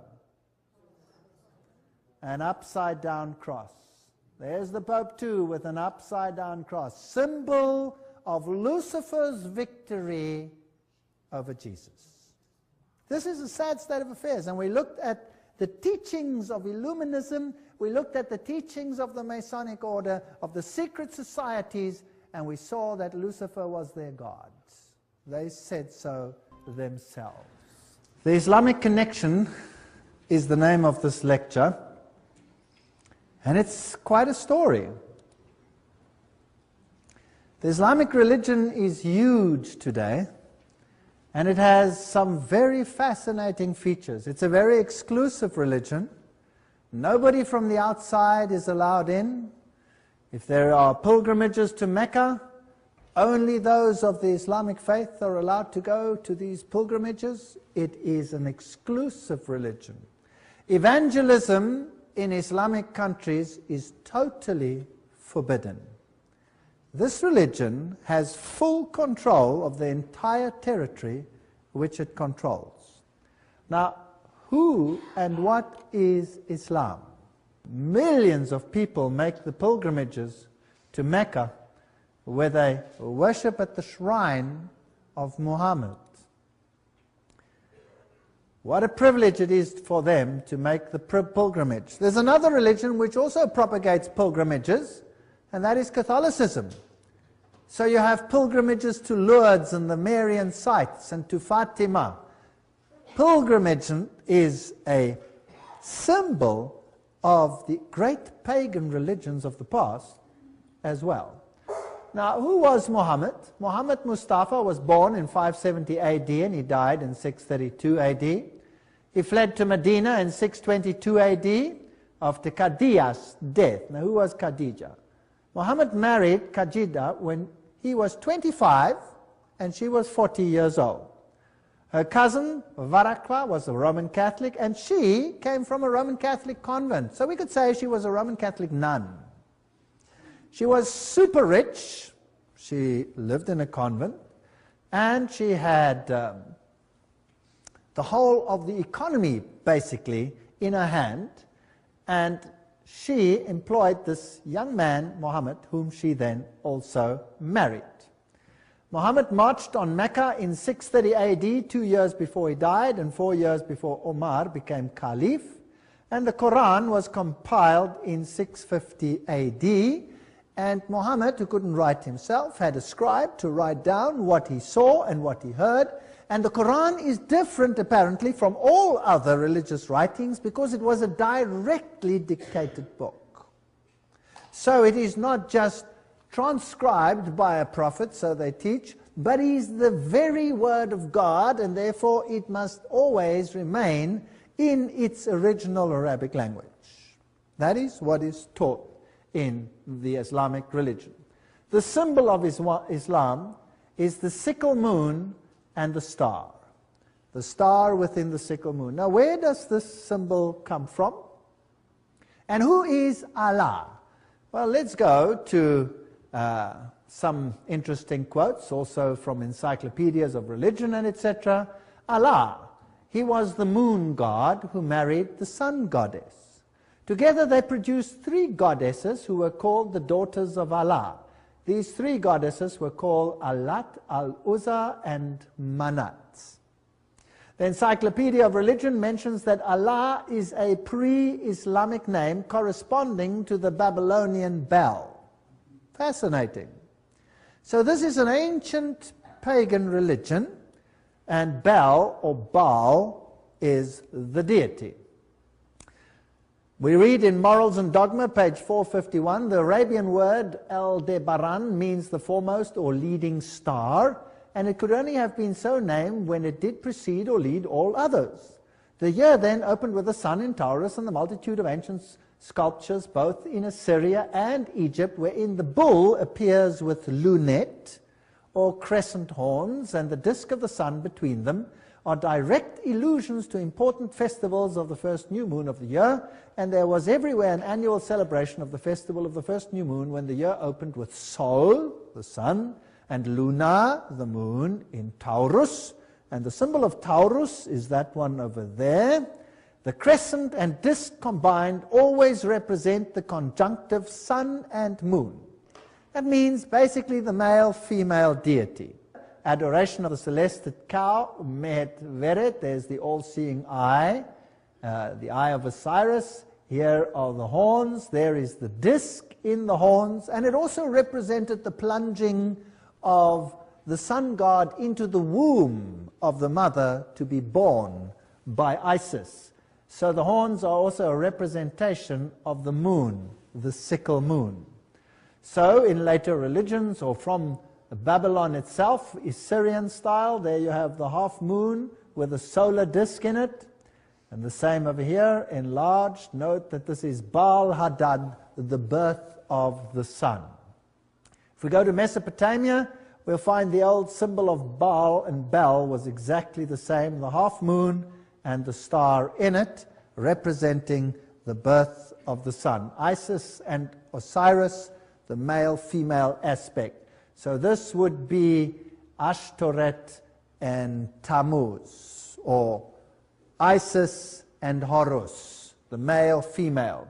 The same you find in Egyptian, as we have already discussed it. This is Baal worship, this is Lucifer worship in his male-female form. Now, the papacy has exactly the same thing, because the Pope is today the representative of the Babylonian religion. So when he says the Mass, he has a round wafer disc, its roundness coming as a symbol of Baal. And after a Mass, it is placed in a monstrance, which is a half moon. So then you have the birth of the sun, and you have it symbolized in this form. Here's another monstrance in which the host is placed, representing the birth of the sun. So Catholicism uses the symbol of the half moon with the sun or the star in it. Here's a Roman Catholic church in Germany, and it has this interesting clock on it, which I photographed. There's the moon, and there is the star. And this particular star here has 8 points. And as this clock moves round, of course, every time the long arm and the short arm intercalate, you have the birth of the sun god. Baal Hadad, Baal Hadad, Baal Hadad, every now and then, every hour of the day. Very interesting. So the symbol of Catholicism is the moon and the star, hidden, of course, in many other symbols as well. Now, this ancient religion existed before Islam, and the initiates of this religion, as we saw in Morals and Dogma, were the insiders, like Origen, for example, and the Bishop of Alexandria. These were the initiates who harbored the ancient religion, and they were Christian, so-called, but of course they were not Christian. They just propagated that for the Goyim. Catholicism. True Christianity, they fought tooth and nail and tried to eradicate, and they tried to eradicate the Word of God, as we saw, by changing it. Now, Islam arrives on the scene way after that. So the true harborers were in Christianity before they were in Islam, and they were in two places, Alexandria and Rome. Alexandria was eventually taken over by Christianity, and the bastion, the great library, was destroyed, and the final seat of the occult knowledge was in Rome. So Rome is the seat of the ancient occult knowledge before Islam even appeared on the scene. That is the fact. And this ancient occultism had a potent enemy. Who was that enemy? Christianity. Christianity was growing in the place where the disciples had taught it. Christianity was growing in the heartland of the Middle East, Asia Minor, all the way up to India, the Bible says, into the north of Africa. That is where true Christian doctrine prevailed. They kept the Sabbath. Only Alexandria and Rome did not keep the Sabbath. Alexandria soon disappeared as a seat, and then the Sabbath was not kept in Rome. Very interesting history. So the symbol that Catholicism uses is the star and the sickle moon, and this star, by the way, is exactly the same star as is used in Islam. Isn't that interesting? I wonder who gave rise to whom. Obviously, the one who is first can only give rise to the one who comes second, and not the one second give rise to the one who comes first. Isn't that correct? If we think about it. So, in Catholicism, we find the half moon or the sickle moon with the deities in them. We find Mary replacing Jesus Christ as the mediatrix of all graces. The mediator, the sole mediator and advocate, is replaced by Mary. So here in this Roman Catholic monastery, Christ puts the crown of thorns onto Mary, and she has the holes in her hands. Mary is always depicted as coming out of a cave. Now, the ancient deities always came out of a cave. Loyola, the Jesuit, received all his information in a cave, and it is interesting that Muhammad received all of his information in a cave. That's paganism. That has nothing to do with Christianity. Now here we see in Islamic countries, in this particular one over here, we have this strange structure over here, and we have a statue of Mary on top of it. And Mary there appeared, apparently, as this little gazelle. But before the king shot it, it changed into Mary, and she told him to build a monastery. And that she did, or that he did, and there is the monastery high up on a hill. Now, whenever I find a monastery high up on a hill, I'm very interested, because high hills were pagan high places, where they sacrificed to pagan deities. It is interesting that all the cathedrals in the world are built on pagan places of worship. Even the Vatican is built on a pagan site of worship. Nothing has changed.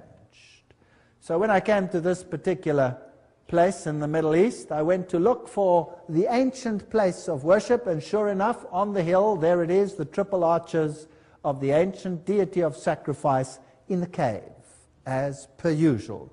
It's interesting that Mary always appears in the cave. In Fatima, she's in the cave. In Lourdes, she's in the cave.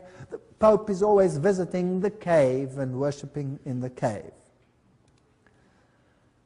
As Osiris represented the sun in Egyptian law, Isis represented the moon, but the truth is that Osiris represented the male active generative powers of nature, while Isis represented the female passive or prolific powers. That's Encyclopedia of Freemasonry. So it's actually a form of nature worship. These people would do well in the Bohemian Grove, worshipping the trees. The Templar revelation identifies Isis as the Black Madonna on no less authority than a former head of the Priory of Zion. The Black Madonna cult is century to the Priory of Zion. To them, at least, there is no doubt about the significance of the Black Madonna. You see, Osiris was both black and he was white. And he's worshipped as black and he is worshipped as white. Mary is worshipped as a Black Madonna and as a White Madonna. So we have all these interesting nuances. The Hittites used the symbol of the half moon and the solar deity. This symbol today, of course, is used by none other than the United Nations. Well, let us travel to an Islamic country today. Here is a Catholic cathedral in Amman. And I'm photographing this Catholic cathedral standing at the mosque. So I'm standing on the ground of the mosque and I'm photographing the Catholic cathedral right opposite. Now, it's interesting how Catholicism and Islam stand side by side in all the Islamic countries. And every time, I'm so surprised to see the cathedral and the mosque next to each other. You see, if you know the inside religion, behind the scenes, they're actually the same. So if I look at the symbolism on the outside of the Catholic cathedral, I have the symbol of the sun, because it was the symbol of the sun worship. And the cross, of course, the symbol also of the sun god. And there is the symbol of the sun. If I go across the street, and there is the great Abdullah Mosque, one of the finest, built by King Abdullah, On the gates you have the symbols of the sun. Same symbolism, same religion. On top, of course, now here you have the moon, the sickle moon, which the Catholic Church had on the clock. It was a symbol of Baal or Baal. Inside this mosque, there are, of course, no pews, because in Islam you bow down and kneel on the floor, on the carpet. And if you look up at the tremendous dome, you have again the great solar blazes in this wonderful building. Islamic dress, well, you can look at old-fashioned Catholic nuns and you will find that the dress is identical. Catholic nuns wear the same dress as Islamic women of Orthodox faith. This is the great mosque in Damascus. Fascinatingly, inside the mosque, right inside is the shrine, and there is a Muslim man praying at this shrine. Now, who's he praying to? Is it to Allah there? No. He's worshipping a relic of the dead, because this is the shrine of none other than John the Baptist. Now, if you know something about Johannsenites, we've spoken about that, then you can already pick up, if you pick up the name John, you have Johannsenism, then you have secret societies blended in the background. And they claim that this place has the head of John the Baptist. So an Islamic shrine in Damascus, this is, by the way, the oldest mosque, the most illustrious in that country, has this head. Fortunately, the Roman Catholic Church has a shrine with the arm of John the Baptist. I always say, if they carry on, they might be able to put him together again. I don't know. So it is the same form behind the scenes. Inside the mosque, the women are not that important. They are relegated to the side. The men get the central positions. They are praying there with beads. In Catholicism, you pray with beads. You pray with rosaries. Now, which other religion has the priesthood just for men? The Roman Catholic Church is exactly the same, and here you have the same position in the Islamic world. The Islamic all-seeing eye, this is a very prominent structure that is used in all of Islam, and you will not find a taxi cab anywhere in Islamic countries that will not have the all-seeing eye there as a protection. Of course, it's used in Catholicism as well, and it's on the US dollar and all these interesting places. There's, of course, the Eye of Hathor, the Eye of Osiris, on an Egyptian temple. There it is, on a Roman Catholic pulpit. Another one on a Roman Catholic cathedral. Masonic author Carl Claudy writes, this is one of the oldest and most widespread symbols denoting God. We find it in Egypt. In India, the open eye of Egypt represents Osiris. In India, Shiva is represented by an eye, and the Encyclopedia of Freemasonry says the all-seeing eye is an important symbol of the supreme being borrowed by Freemasonry from antiquity. On the same principle, the Egyptian represented Osiris. So, Islam uses the symbol, Catholicism uses the symbol. I'm just showing you some comparisons. To the ancient Egyptians, the right eye symbolized the sun, the left eye the moon. So there you have, again, the two aspects of the sun god. Bailey then goes on to mention, this is Alice A. Bailey, that the eye of God is Shiva or Siva, the destroyer. Remember, Shiva is the Indian god who is the equivalent of Osiris. Shiva is also a synonym for Satan. Is it possible that both religions in the inner circle worship the same Lucifer, but that the outer court knows nothing about this? Well, who was Baal? Encyclopedia of Freemasonry. Whenever the Israelites made one of their almost periodical deflections to idolatry, Baal seems to have been their favorite idol. In Tyre, Baal was the sun, Ashtoreth the moon, and so we have all the evidence that they know exactly what they're doing. There is no contradiction here, for Set is the Egyptian devil and Shiva is the Indian god of destruction. Both names, Set and Shiva, are listed in the Satanic Bible as another name for Satan. And Elena Petrovna Blavatsky affirms, now we have to remember that Shiva, Palestinian Baal, or Moloch and Saturn are identical. Is it possible that both religions serve the same master behind the scenes and that the masses are deceived, just like in Catholicism? Beautiful people who are kept ignorant.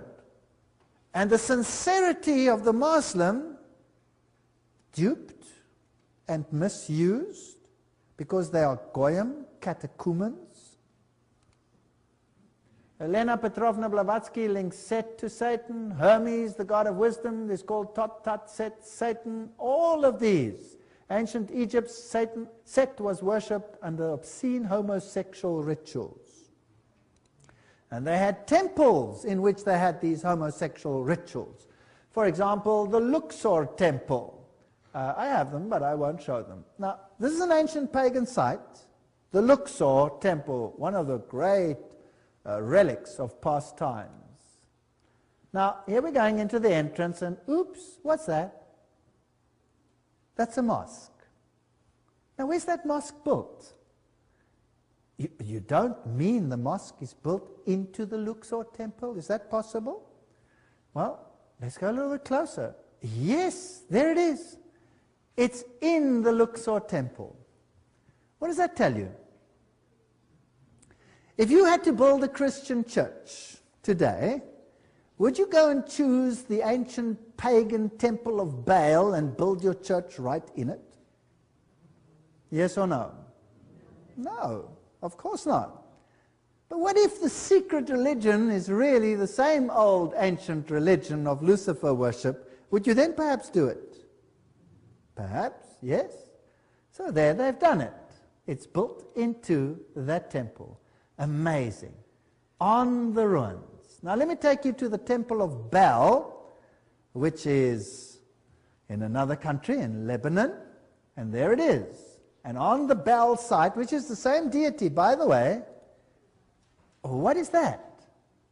That is a Roman Catholic place, a Roman Catholic church. On the same site, there is the cross, there's the temple of Baal. Why build it on the same site? Why have the same rituals? Catholicism does it, Islam does it. Do you think they have an agenda? And if we go into the great Catholic places, this is the place where Mary apparently ascended.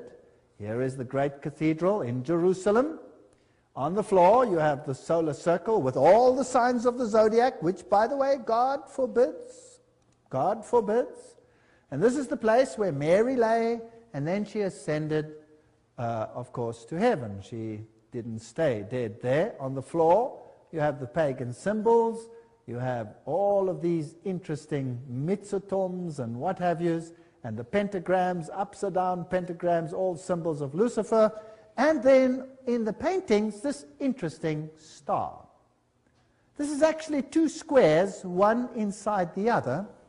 And that is how the pagan deities were represented very often, either as triangles, one within the other, or as squares, one within the other.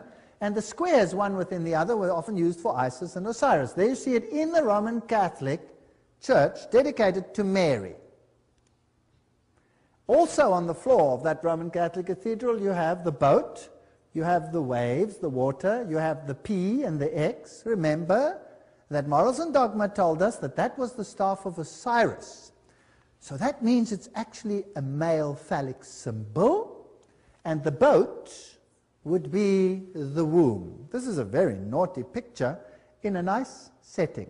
Nobody would know what that really means. Nobody would really guess that that is an obscene picture, unless you read what the Masons say about it. Now, isn't it interesting that the ship with its mast in the half moon was also the same depiction? So here is a Roman Catholic cathedral built like a Phoenician ship. Now, what has a Phoenician ship got to do with Roman Catholicism? Unless, of course, it is the womb. Now, let's ask Albert Pike to explain this to us. Albert Pike writes that Isis and Osiris, the active and passive principles of the universe, were commonly symbolized by the generative parts of man and woman. The Indian lignam was the union of both, as were the boat and mast, and the point within the circle, all of which express the same philosophical idea of the union of the two great causes of nature, blah, blah, blah, blah. So we're still on track here. We find this in the Roman Catholic Church. Inside this Knights Temple, we've been there before, but I want to show you something else. Remember last time I showed you the double-headed eagle? But I'm now going to point your attention to the floor. Oops, what is that? That's an 8-pointed star. Now, who does the star represent? Well, there's the Star of Islam. Isn't that interesting? The two are identical. There's the Star of Islam in various forms. So we find the star in Islam, we find it in the Catholic cathedrals, we find it especially dedicated to Mary, and we find it in the Islamic world. Now, how does the star come into existence? It's simply a square within a square, and there you have it. If you want to have the Star of David, you just take the triangle within the triangle, and you have it. There you go. It's a sex symbol. It's occult. It's very occult, in fact. So now, here's an interesting story of a man who claims to have been a Jesuit. His name is Alberto Rivera. And he claimed that Cardinal Bea, the Jesuit general, personally instructed him on the origin of Islam. According to Rivera now, the Roman Catholic Church started Islam on purpose to take the Arabs under their control and to secure Jerusalem.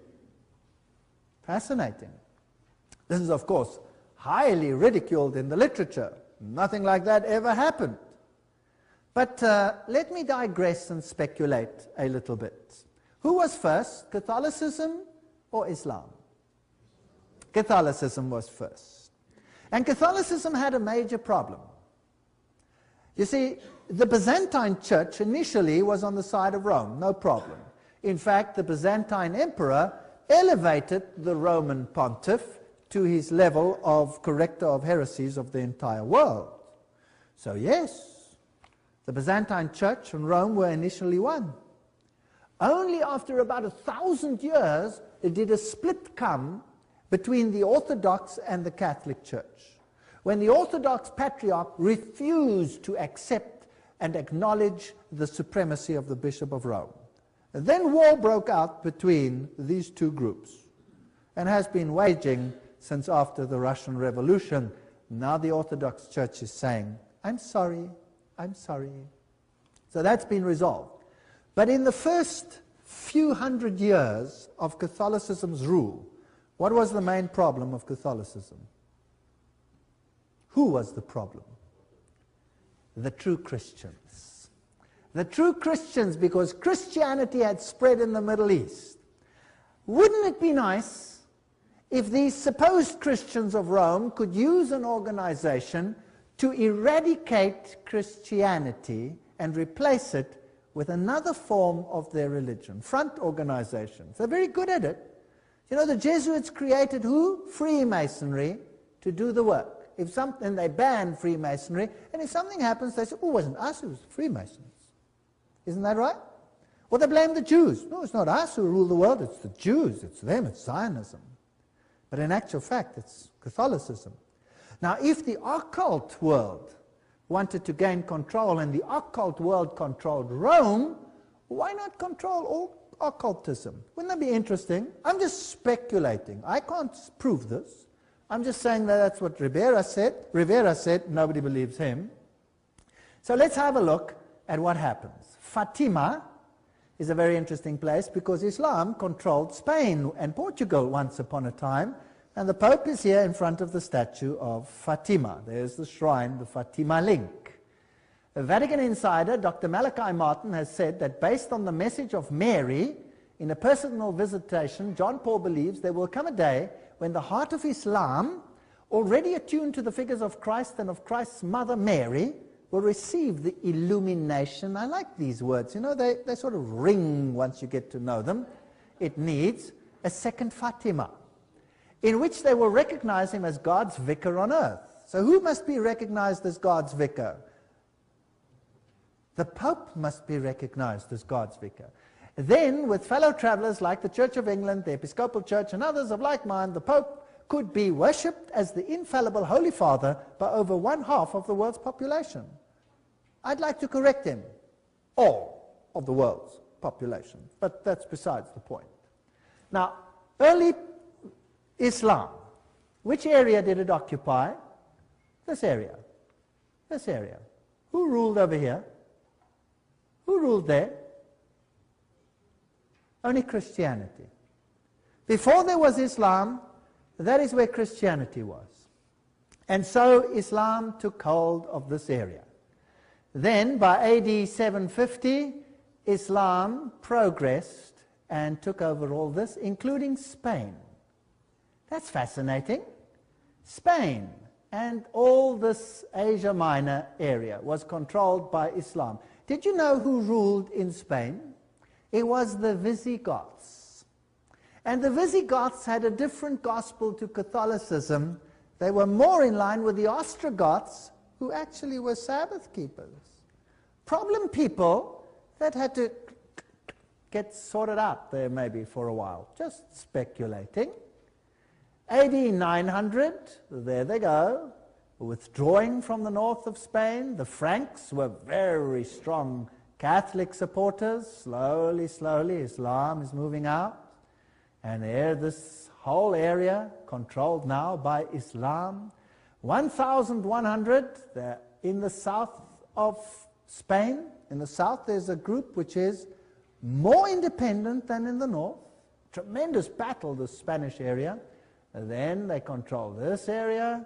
And AD 1500, they're out of Spain.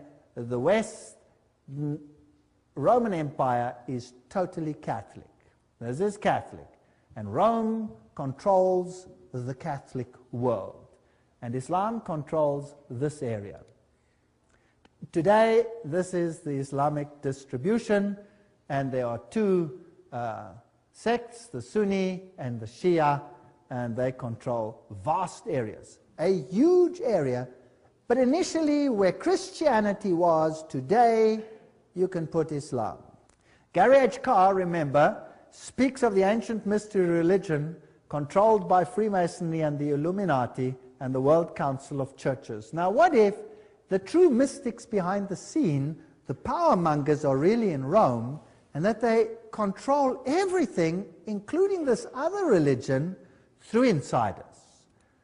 And then, if you put all the pieces together with all the references that there are tremendous links between the Templars and the Islamic secret societies, the Ismailis, the Karmatites, the Fatimites, the Druzes, and the Assassins. Now, the Assassins were interesting because they would kill themselves to gain an advantage. They could blow themselves up to destroy others. Do we have something like that today? Oh, yes. So nothing's changed. History is repeating itself. Now, who were these secret societies that were in cahoots with the Templars, or did the Templars control them? Who knows? Let's read about the Assassins. Degrees of the Assassins was thus as follows. First, there was the Grand Master, known as Sheikh al-Yabal, or Old Man of the Mountain.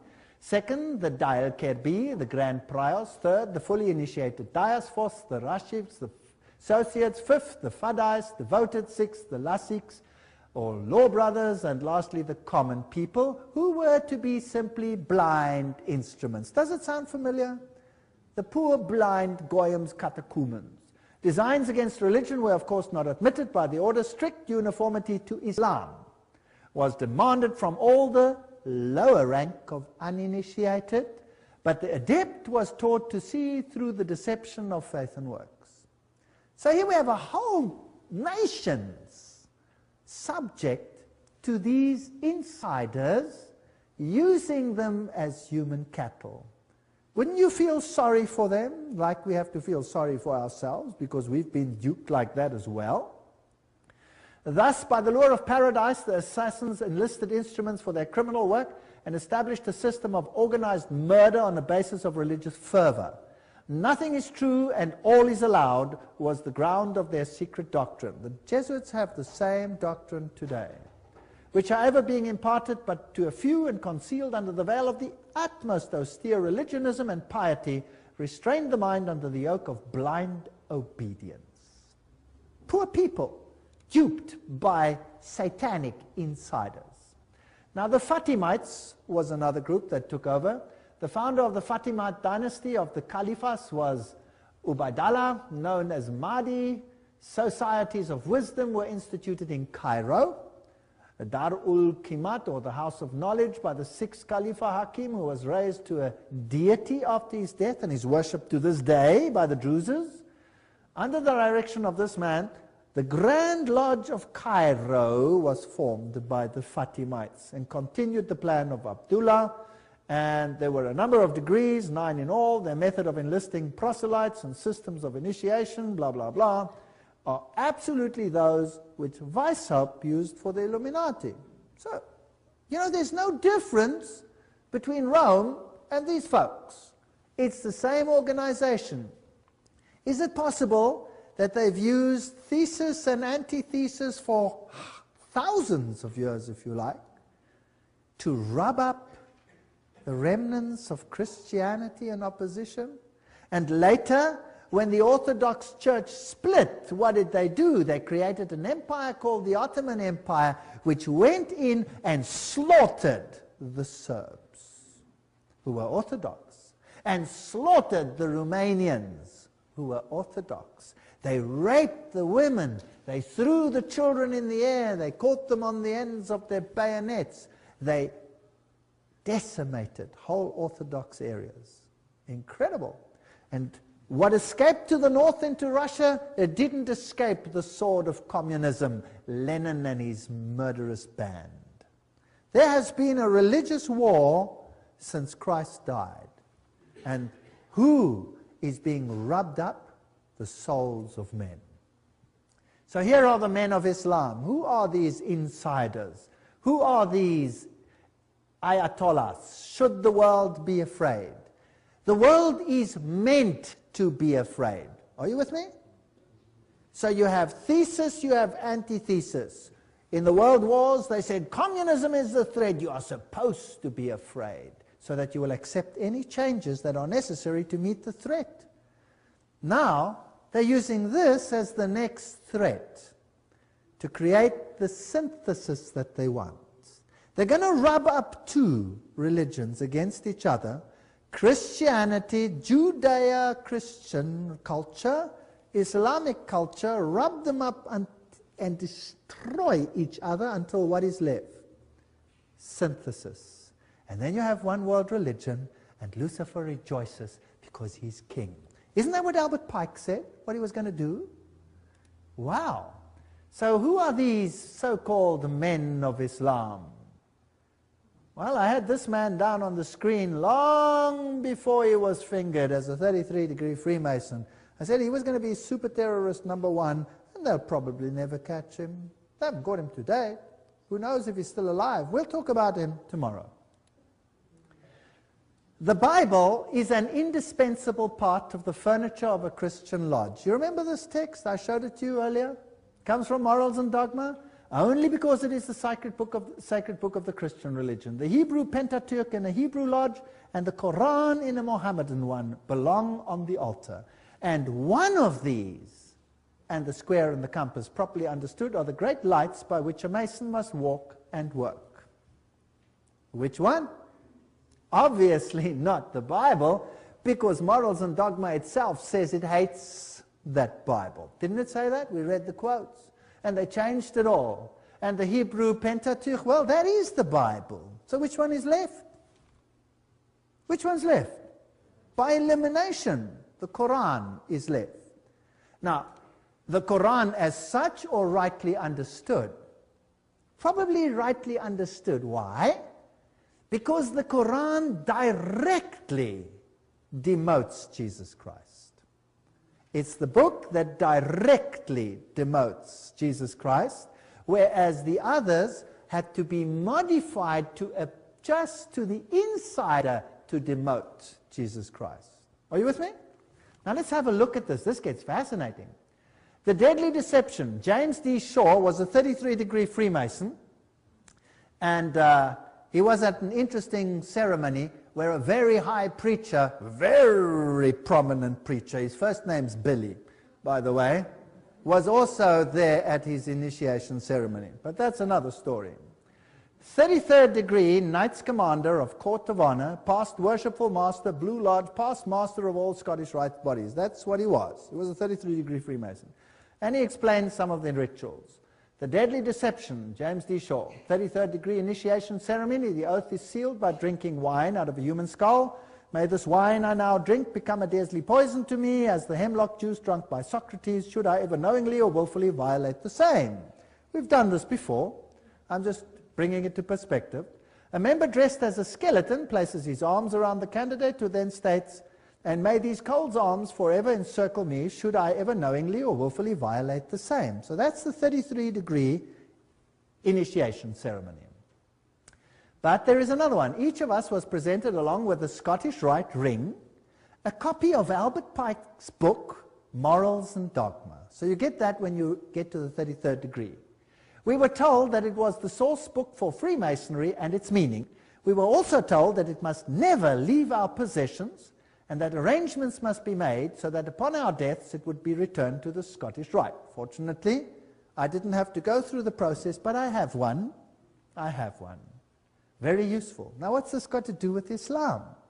Now, this is the highest degree of Freemasonry. What happens there? The deadly deception. The Scottish Rite includes 29 degrees beyond the Blue Lodge. Culminating in the 32nd, the York Rite has the equivalent of 29 degrees of the Scottish Rite in advancement along the path that culminates in the degree Knights Templar. So the York Rite culminates at Knights Templar, and the other one is the 32nd degree in the Scottish Rite. Okay? In addition, the shrine. Ancient Arabic order, nobles of the mystic shrine, is available to 32nd degree Masons and Knights Templar who wish to participate. So the highest order is available, those the highest order can become Shriners. The ancient Arabic order, nobles of the mystic shrine, the show army of Masonry. Maintains a very high profile. It is necessary to be a 32nd degree Mason for 6 months before being eligible to join the shrine. Only the highest Freemasons may join the shrine. Now these are most of the prominent Americans, by the way. All the big prominent Americans march through New York as the Shriners in their masquerades. Now, the shrine is in the name of Allah. Did you know that? So here Christians, so-called Christians of the 32nd degree, who now know already that they worship Lucifer, come to the shrine with the Quran on the altar. Now the Bible's gone. When you reach the highest level of Freemasonry and you become a Shriner, the Bible's gone. We sealed our solemn oath in the name of Allah, the God of the Arab, the Muslim, the Mohammedan, the God of our fathers. Wow. Is Allah the God of our fathers? Here's the oath. In willful violation whereof I incur the fearful penalty of having my eyeballs pierced to the center with three-edged blade, my feet flayed, and I be forced to walk the hot sands upon the sterile shores of the Red Sea until the flaming sun shall strike me with a livid plague. And may Allah, the God of Arab, Muslim, and Mohammedan, the God of our fathers, support me to the entire fulfillment of the same. Can a Christian make such an oath? Yes or no? Obviously not. So Masonry is nothing other than the ancient mystery religion, and Jesuits are the ancient mystery religion, and Islam is the ancient mystery religion behind the scenes. And who do you think controls it all? Rome. Rome controls it all. So how would you like it if I said that I believe that Islam and Catholicism behind the scenes is one and the same thing? Have you noticed that Catholicism never complains about Islam not allowing evangelism? Because it suits their purpose. It's already Catholicism. But when evangelism is done in non-Islamic countries and it draws Catholics away, whoo, then you have huge drama. Isn't that interesting? Those are double standards which are hard to understand unless you look behind the scenes, where you have all these Egyptian rooms and the Syrian rooms. And here is a Masonic lodge the Freemason Lodge meeting in Cairo, President Gamal Abdel Nasser, President Nasser, 1954 to 17, Anwar Sadat, 1970 to 1981. They were all members of the AEO, the Ancient Egyptian Order, and of the ANOMS, the Order and the Arabic Nobles of the Mystic Shrine. So, isn't it interesting that they're all working together behind the scenes? This is all a joke.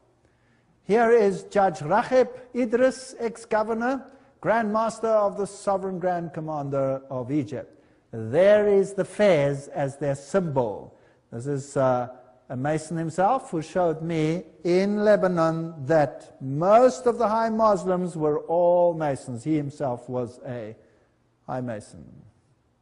Anyway, Masonry. Let's go to this Masonic temple in Oklahoma. And what do we see? Aha! We see a fez. And we see Arabic symbols. And we see a fez, a fez, a fez, a fez. And of course, Musla, Muslim, Allah. So Freemasonry at the highest level worships Allah, who actually directly is Set, symbol of the moon and the star. Well, Arthur Edward Waite says Babel represented a Masonic enterprise. Now what does this mean? Now let's get a little bit deeper into the story. We've seen that before as well, the Tower of Babel. Now that's what the Tower of Babel looked like, supposedly. Notice that it is built as a spiral. These are all the representations that you find in the literature. There's another representation of the Tower of Babel. Notice the spiral way in which it goes up to the top. There's a whole host of them. Spiral, spiral, spiral, circular. Here's a strange one, but they're all spirals. Most of them probably look like that. So that was a Masonic enterprise. Now, isn't that interesting? Let's look at this picture again. In an Islamic country, Mary on the spiral, standing on top. Here we have Holy Mary, Queen, circle with a dot in it. Do you remember what Albert Pike said that was? That was the generating principle, like the ship and the mast. Same thing. They use that symbol for Mary. Oh, here's another place. Can you see that over there? There she stands. This is in southern Africa on the spiral. What is this? That's the Tower of Babel. There we see it from the front. This one over here in Lebanon. I took this one myself in Lebanon. There she is on top of the Tower of Babel. So who's going to be queen of the new Babylon? Mary. But who is Mary? Mary is Isis. Is she? Here is this church where her figure is with this Phoenician ship over there. There you can see her silhouette through the window, and there's the painting of her. She is the queen of Babylon. Let's ask Blavatsky whether this is so. Secret doctrine. It is mankind which has become the serpent of Genesis and thus causes daily and hourly the fall of sin, celestial virgin, which thus becomes, the celestial virgin, which thus becomes mother of gods and devils at one and the same time. She is the ever-loving beneficent deity to all those who stir her soul and heart. That's the secret doctrine. She says, Lucifer is divine and terrestrial light, the Holy Ghost and Satan at one and the same time. So, Satan, Mary, one and the same thing. In Blavatsky's work, Isis Unveiled, she says Isis, the Egyptian, had the following. Holy Isis, universal mother, mother of gods, mother of Horus, Nate, mother soul of the universe, virgin, sacred earth, mother of all virtues, illustrious Isis, mirror justice, sacred lotus, system of Astarte, moon, queen of heaven, model of all mothers, Isis is a virgin mother. Then she continues, in Hinduism, same thing. It's Holy Nari, Mariama, interesting. Mother of perpetual fecundity, mother of the incarnate God, mother of Krishna, eternal virginity, all the same features all the way through. Then we go to Isis, Roman Catholic litany of the virtues. Same book. This is secret doctrine. At least Isis Unveiled. Holy Mary, Mother of Divine Grace, Mother of God, Mother of Christ, Virgin of Virgins, Morning Star, Very interesting, mystical rose, Queen of Heaven, all the same titles. Isis Mary. Now notice this is Isis unveiled. This is Helena Petrovna Blavatsky speaking herself. When Cyril, the Bishop of Alexandria, oh well, what can you expect? Of course it was Alexandria, had openly embraced the cause of Isis, the Egyptian goddess, and had anthropomorphized her into Mary, the Mother of God, and the Trinitarian controversy had taken place. From that moment, the Egyptian doctrine of the emanation of the creative God of Emphet began to be tortured in 1,000 ways until the councils had agreed upon the adoption of it as it now stands. So there you have it. There it is. The Bishop of Alexandria made Isis into Mary. So it's the same old worship. So if you go into a Roman Catholic cathedral or a Roman Marian shrine, here I've photographed one in Europe. This is recent. I took this 5 weeks ago. This is brand new. It's nice to have some new slide. Prayer to the star of the sea. Oh Mary, star of the sea. Who is the star of the sea? Who is the god of the sea? It was Poseidon. It was Osiris. Oh dear mother, I now come to thee with greatest confidence. The many miracles which had happened, fill me, poor sinner, blah, blah, blah. Thou, O sweetest mother, O amiable star of the sea, do not let me go away from here without being heard, etc., etc. Thou canst help me, for thou art mightiest after God. I just put that in for the Goyim. They actually believe it is God. Here's this famous Pius, the same one who catapulted Adolf Hitler to power. 1950, dogma of Mary's ascension to heaven. And here is the dogma. We declare that the most blessed Virgin Mary in the first moment of her conception was, by the unique grace and privilege of God, in view of the merits of Jesus Christ, the Savior of human race, preserved intact from all stain of original sin. Now, this doctrine is incredibly important because now Jesus has his merits because of his mother and not because of his father. Remember that. Jesus has the traits of his mother. Can I burn that sentence into your head? Jesus has the traits of his mother. That's what this doctrine teaches. I will give you the Protestant preachers saying exactly the same. Interesting. Here, Focus magazine, Maria soll Göttin werden. Mary must become a goddess. Surely the Catholic Church would not permit Mary to be openly called goddess? Weibliche Gottheit? Female goddess? Absolutely, why not? Millions of US Catholics want a godly Mary. Cardinal John O'Connor and also Pope John Paul II, a great Marian honorer, are not averse to the idea. There you go. Mary is God. Of course she's God to the insiders because she is, as Blavatsky said, what? Lucifer. She's Lucifer. All right. That's why in the King James Version we read in Genesis 3:15, and I will put enmity between thee and the woman, and between thy seed and her seed, and it shall bruise thy head, and thou shalt bruise his heel. Not even the RSV has dared to change that. Genesis 3:15, I will put enmity between you and the woman, and between your seed and her seed. He shall crush your head, and you shall bruise his heel. But the Catholics don't like it like that, because the Douay Rhymes online Bible, which is the Jesuit one, says, I will put enmities between thee and the woman, and thy seed and her seed, and she shall crush thy head, and thou shalt lie in wait for her heel. So now Mary is the one who crushes Jesus. It's the other way round. And now, here's a photograph of a Marian appearance in Zaitun, Egypt. So the Muslims are looking this, and here's a fascinating book, Queen of Rome, Queen of Islam, Queen of all. So do we have the same religion here? Let's just check this out. Let's take the Roman Catholic website, Hearts are, Roman Catholic doctrine regarding Mary. This is their doctrine, not me speaking. The one holy Catholic and Apostolic Church, as led by the Bishop of Rome, successor to Peter the First Pope, has always venerated the Blessed Virgin Mary, including her sinlessness. The Church follows Scripture, especially the New Testament, which she herself compiled as perfectly as she follows her tradition.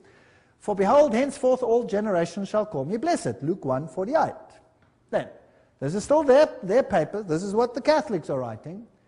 It is no surprise that the woman would triumph over the red dragon, for Scripture says so at the very beginning. Refer Genesis 3:15, which states, "And all will establish a feud between thee and the woman, between thy offspring and hers, and she is to crush her." Which one are they quoting? Which one are they quoting? The Catholic Jesuit one. Wow! Fascinating stuff. Let's continue. Same webpage. "To Mary, the woman of Scripture and mother of men, who keep the commandments and hold fast to the truth concerning Jesus." Oh, that's an interesting statement. That comparison will make such fun as we get a little bit later into Revelation.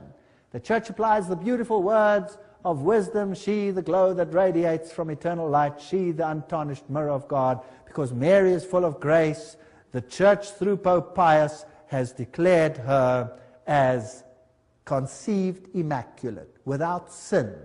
Very important. Mary has become known as the Immaculate Conception as a result of the apparition at Lourdes in 1851. She is immaculate. Jesus is sinless just because of her, not because of God, because of her.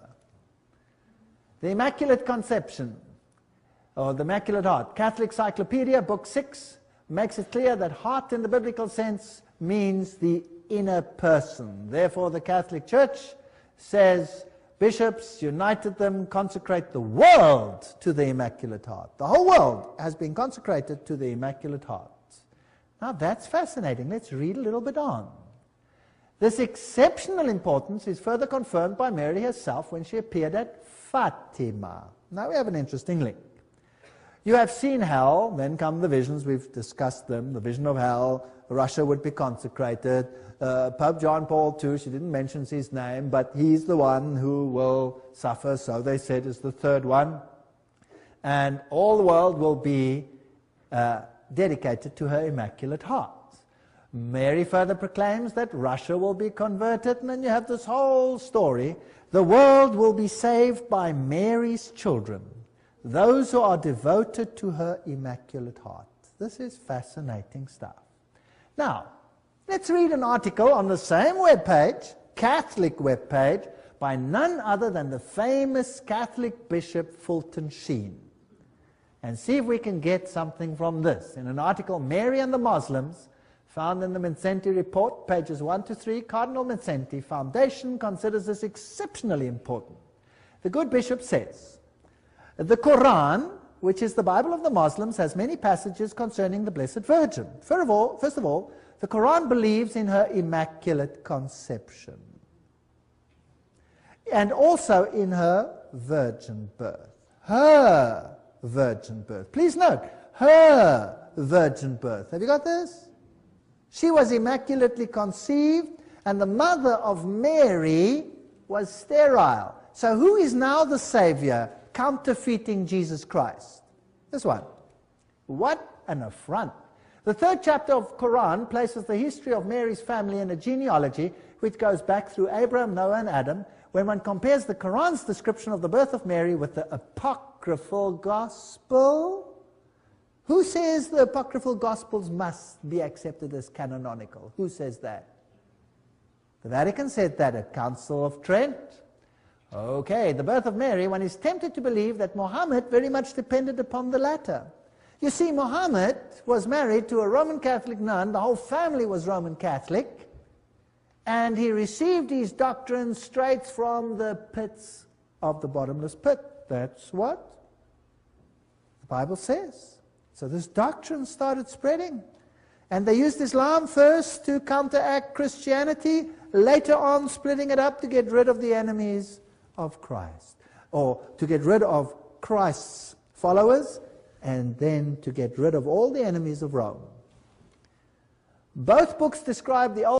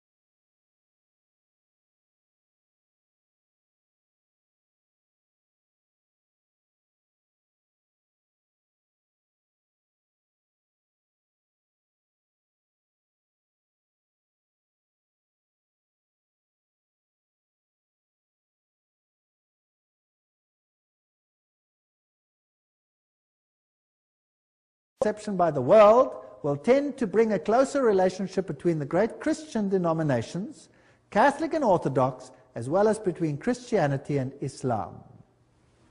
So what is the synthesis they want? A union of the religions. What does Freemasonry teach? Well, Jesus, the son of Joseph, the Lord, the Messiah, and the apostles, and after, the son of Abdullah, with his law, which is the law of Islam, and the disciples of truth followed the law of Islam. The what? The disciples of truth followed Islam. When Christianity had grown weak, profitless, and powerless, the Arab restorer and iconoclast came like a cleansing hurricane.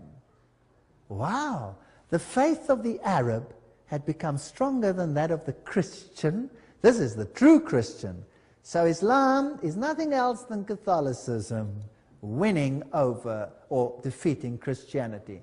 The Gnostics made a soul descend and ascend through 8 heavens, and each of which were certain powers, blah, blah, blah, morals and dogma. And then notice what morals and dogma writes about. In the ancient doctrine, certain genii were charged with the duty of conducting souls to the bodies destined to receive them. Now, you've heard about the genie in the bottle, haven't you? Arabian Nights, rub the bottle and whoo-hoo, here comes the genie. Now, what are these genii? Now, notice that Freemasonry speaks about genii. This is interesting. It gets exciting. I love this detective work. It talks about a familiar genius. Have you heard of the word genius? It comes from genii. Now, who are these? These genii are the media of communication between man and the gods. Have you got that? This is what Morals and Dogma, Freemasonry says. The genii communicate between man and God. The Jesus Christ of Islam is different to the Jesus Christ of the Bible, and we'll tell you why in a moment. 1 John 22, who is a liar? But he that denieth that Jesus is the Christ. He is Antichrist, that denieth the Father and the Son. We saw how the Catholic scholars changed the Bible to remove Jesus as the sole Savior. Now let me take you to the Quran. This is the Holy Quran with Arabic text, transliteration in Roman script by M. Abdul Halim. This is the international Quran. This is not written about the Quran. This is the real McCoy. I have it. And this comes straight from the explanation by the top theologians on the Quran itself. This is the international version that is used in the United Nations. Let's see what it says. Revitalize humanism.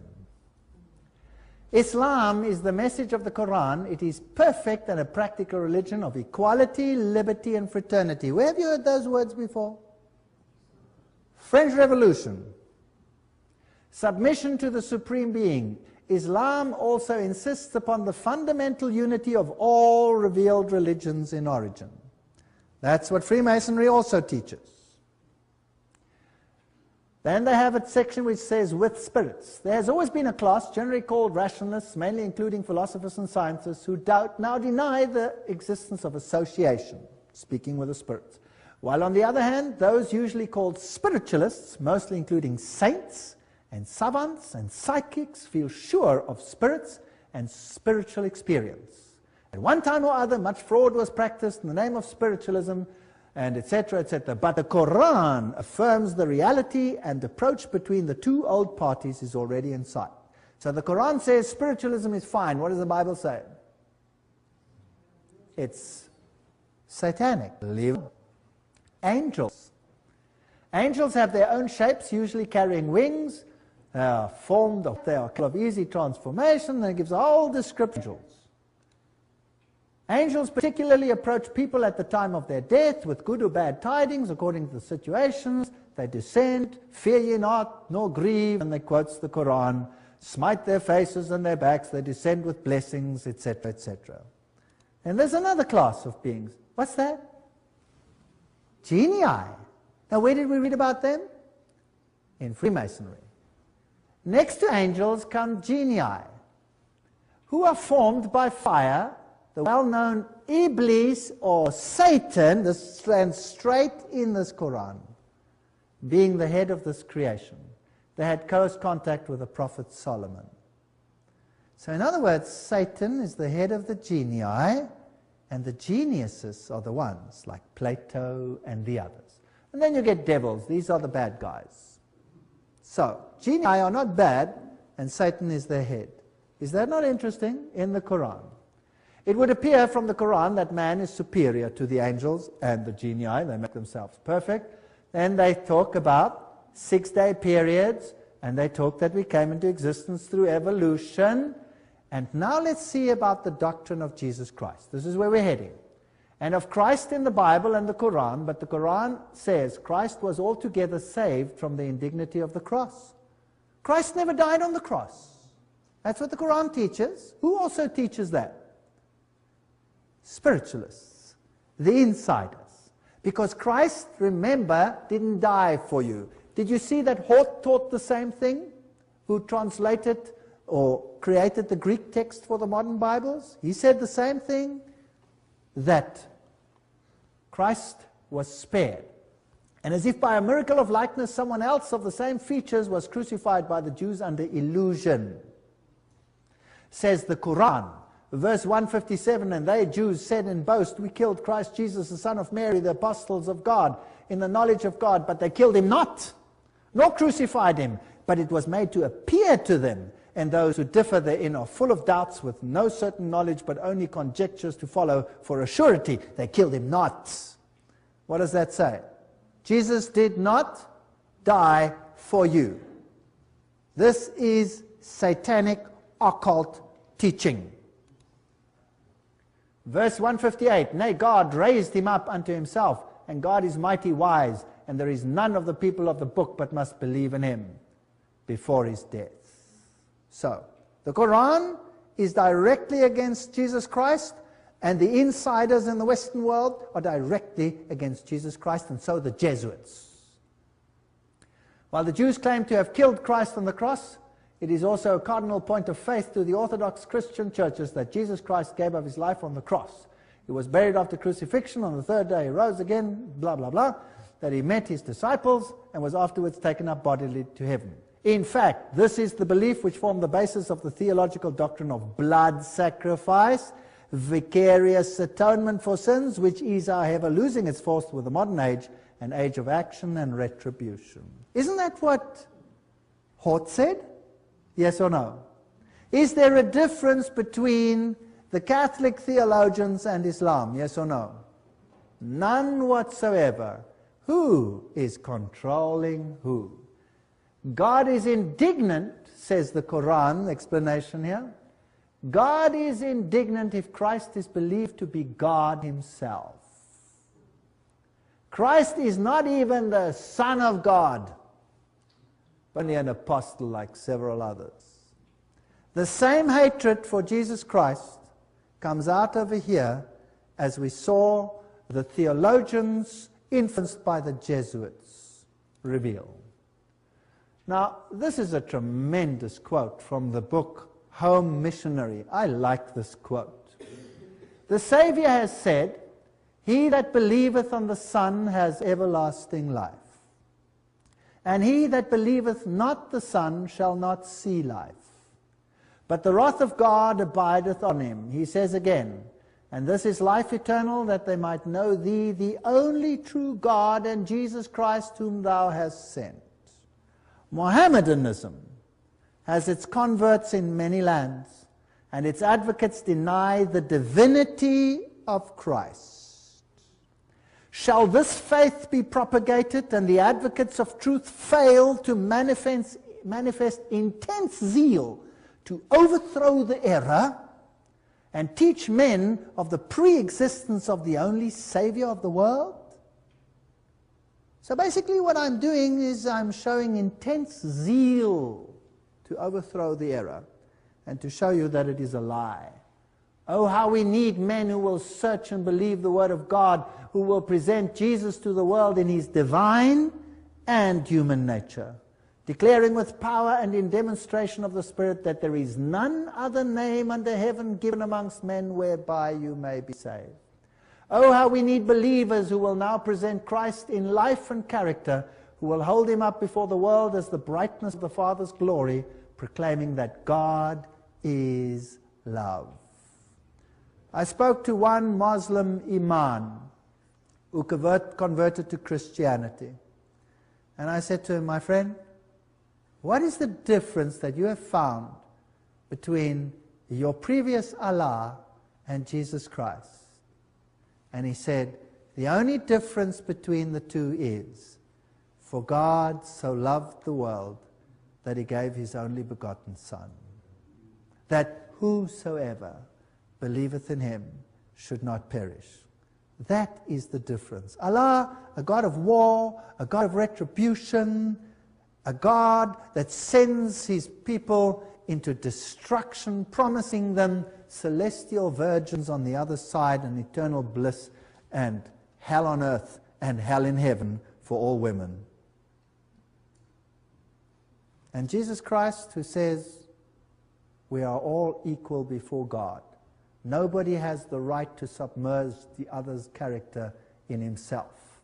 You are free agents before Jesus Christ. Yes, it says, wives, submit to your husband as in the Lord. Husbands, love your wife as the Lord loves his church. My Jesus is my husband in that allegory, if you like. He's never forced me to do anything. Never ever has Jesus forced me to do anything. Anything I do for Jesus Christ, I do because I want to do it. If I want to say to him, goodbye, I'm off. Will he stop me? Will lightning come from heaven and I'll go sizzle fits? No. Jesus is the most fantastic being in the universe. Gives you absolute freedom of choice. Allows you to choose for him or against him, and the only thing he has in his defense is, when I be lifted up, I will draw all men to me. Love is the character of God. And love is the only thing that may conquer. Otherwise, we will have perpetual hell. I was asked once by someone, well, I won't say, he asked me, but what if the other side wins? Won't you come over? What a strange question. I said, you know, I've read the last chapter. Jesus wins. But even if you are right, even if the other side wins, let me tell you something, I'd rather be dead. I'd rather be dead than live a life of perpetual hell under a control freak who has fascism as his government and has puppets who do his will and his bidding. And those that do his bidding, he showers with whatever earthly junk he can give them. But love, which comes from freedom of choice, he's incapable of giving. He hasn't got the power to give it. He's nothing to give. He's bankrupt. If Jesus Christ is not victor, we might as well be dust. But thank God, Jesus is going to be victor. This is the message for our time. The Encyclopedia Britannica says, deviations in the Quran from the biblical narrative are very marked and can in most cases be traced back to the legendary anecdotes of the Jewish Haggadah and the apocryphal Gospels. Who controls those secret writings? Rome controls them today. Rome says you must believe them.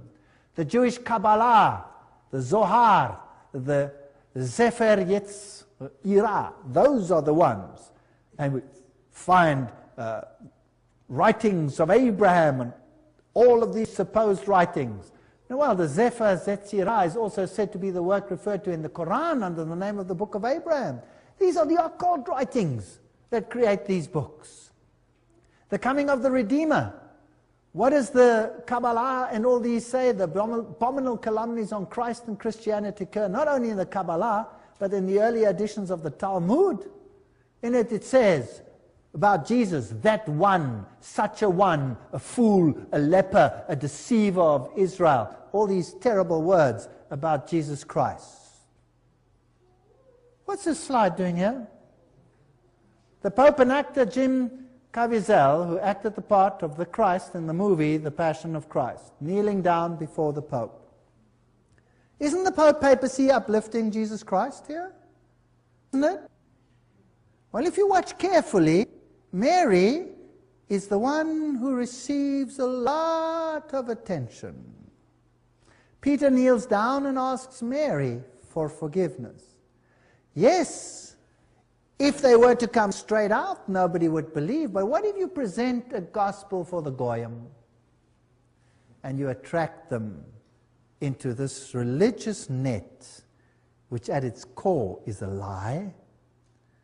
What about poor Islam? What about exactly the same thing? The outer core is taught Islam with the most rigorous, exacting things that these poor people have to do on a daily basis. And the insiders don't even believe it. They worship Lucifer direct, and they're the most licentious of all people. Millions of people being deceived in the world. Isn't that a catastrophe? What's that? The Pope kissing the Quran? Yes. Here's the photo of the Pope at the end of the audience with the Patriarch Raphael of Iraq, where the Pope bowed to the Muslim holy book, the Quran, presented to him by the delegation. Of course, I've numerous slides for you where the Islamics come and bow down before the Pope.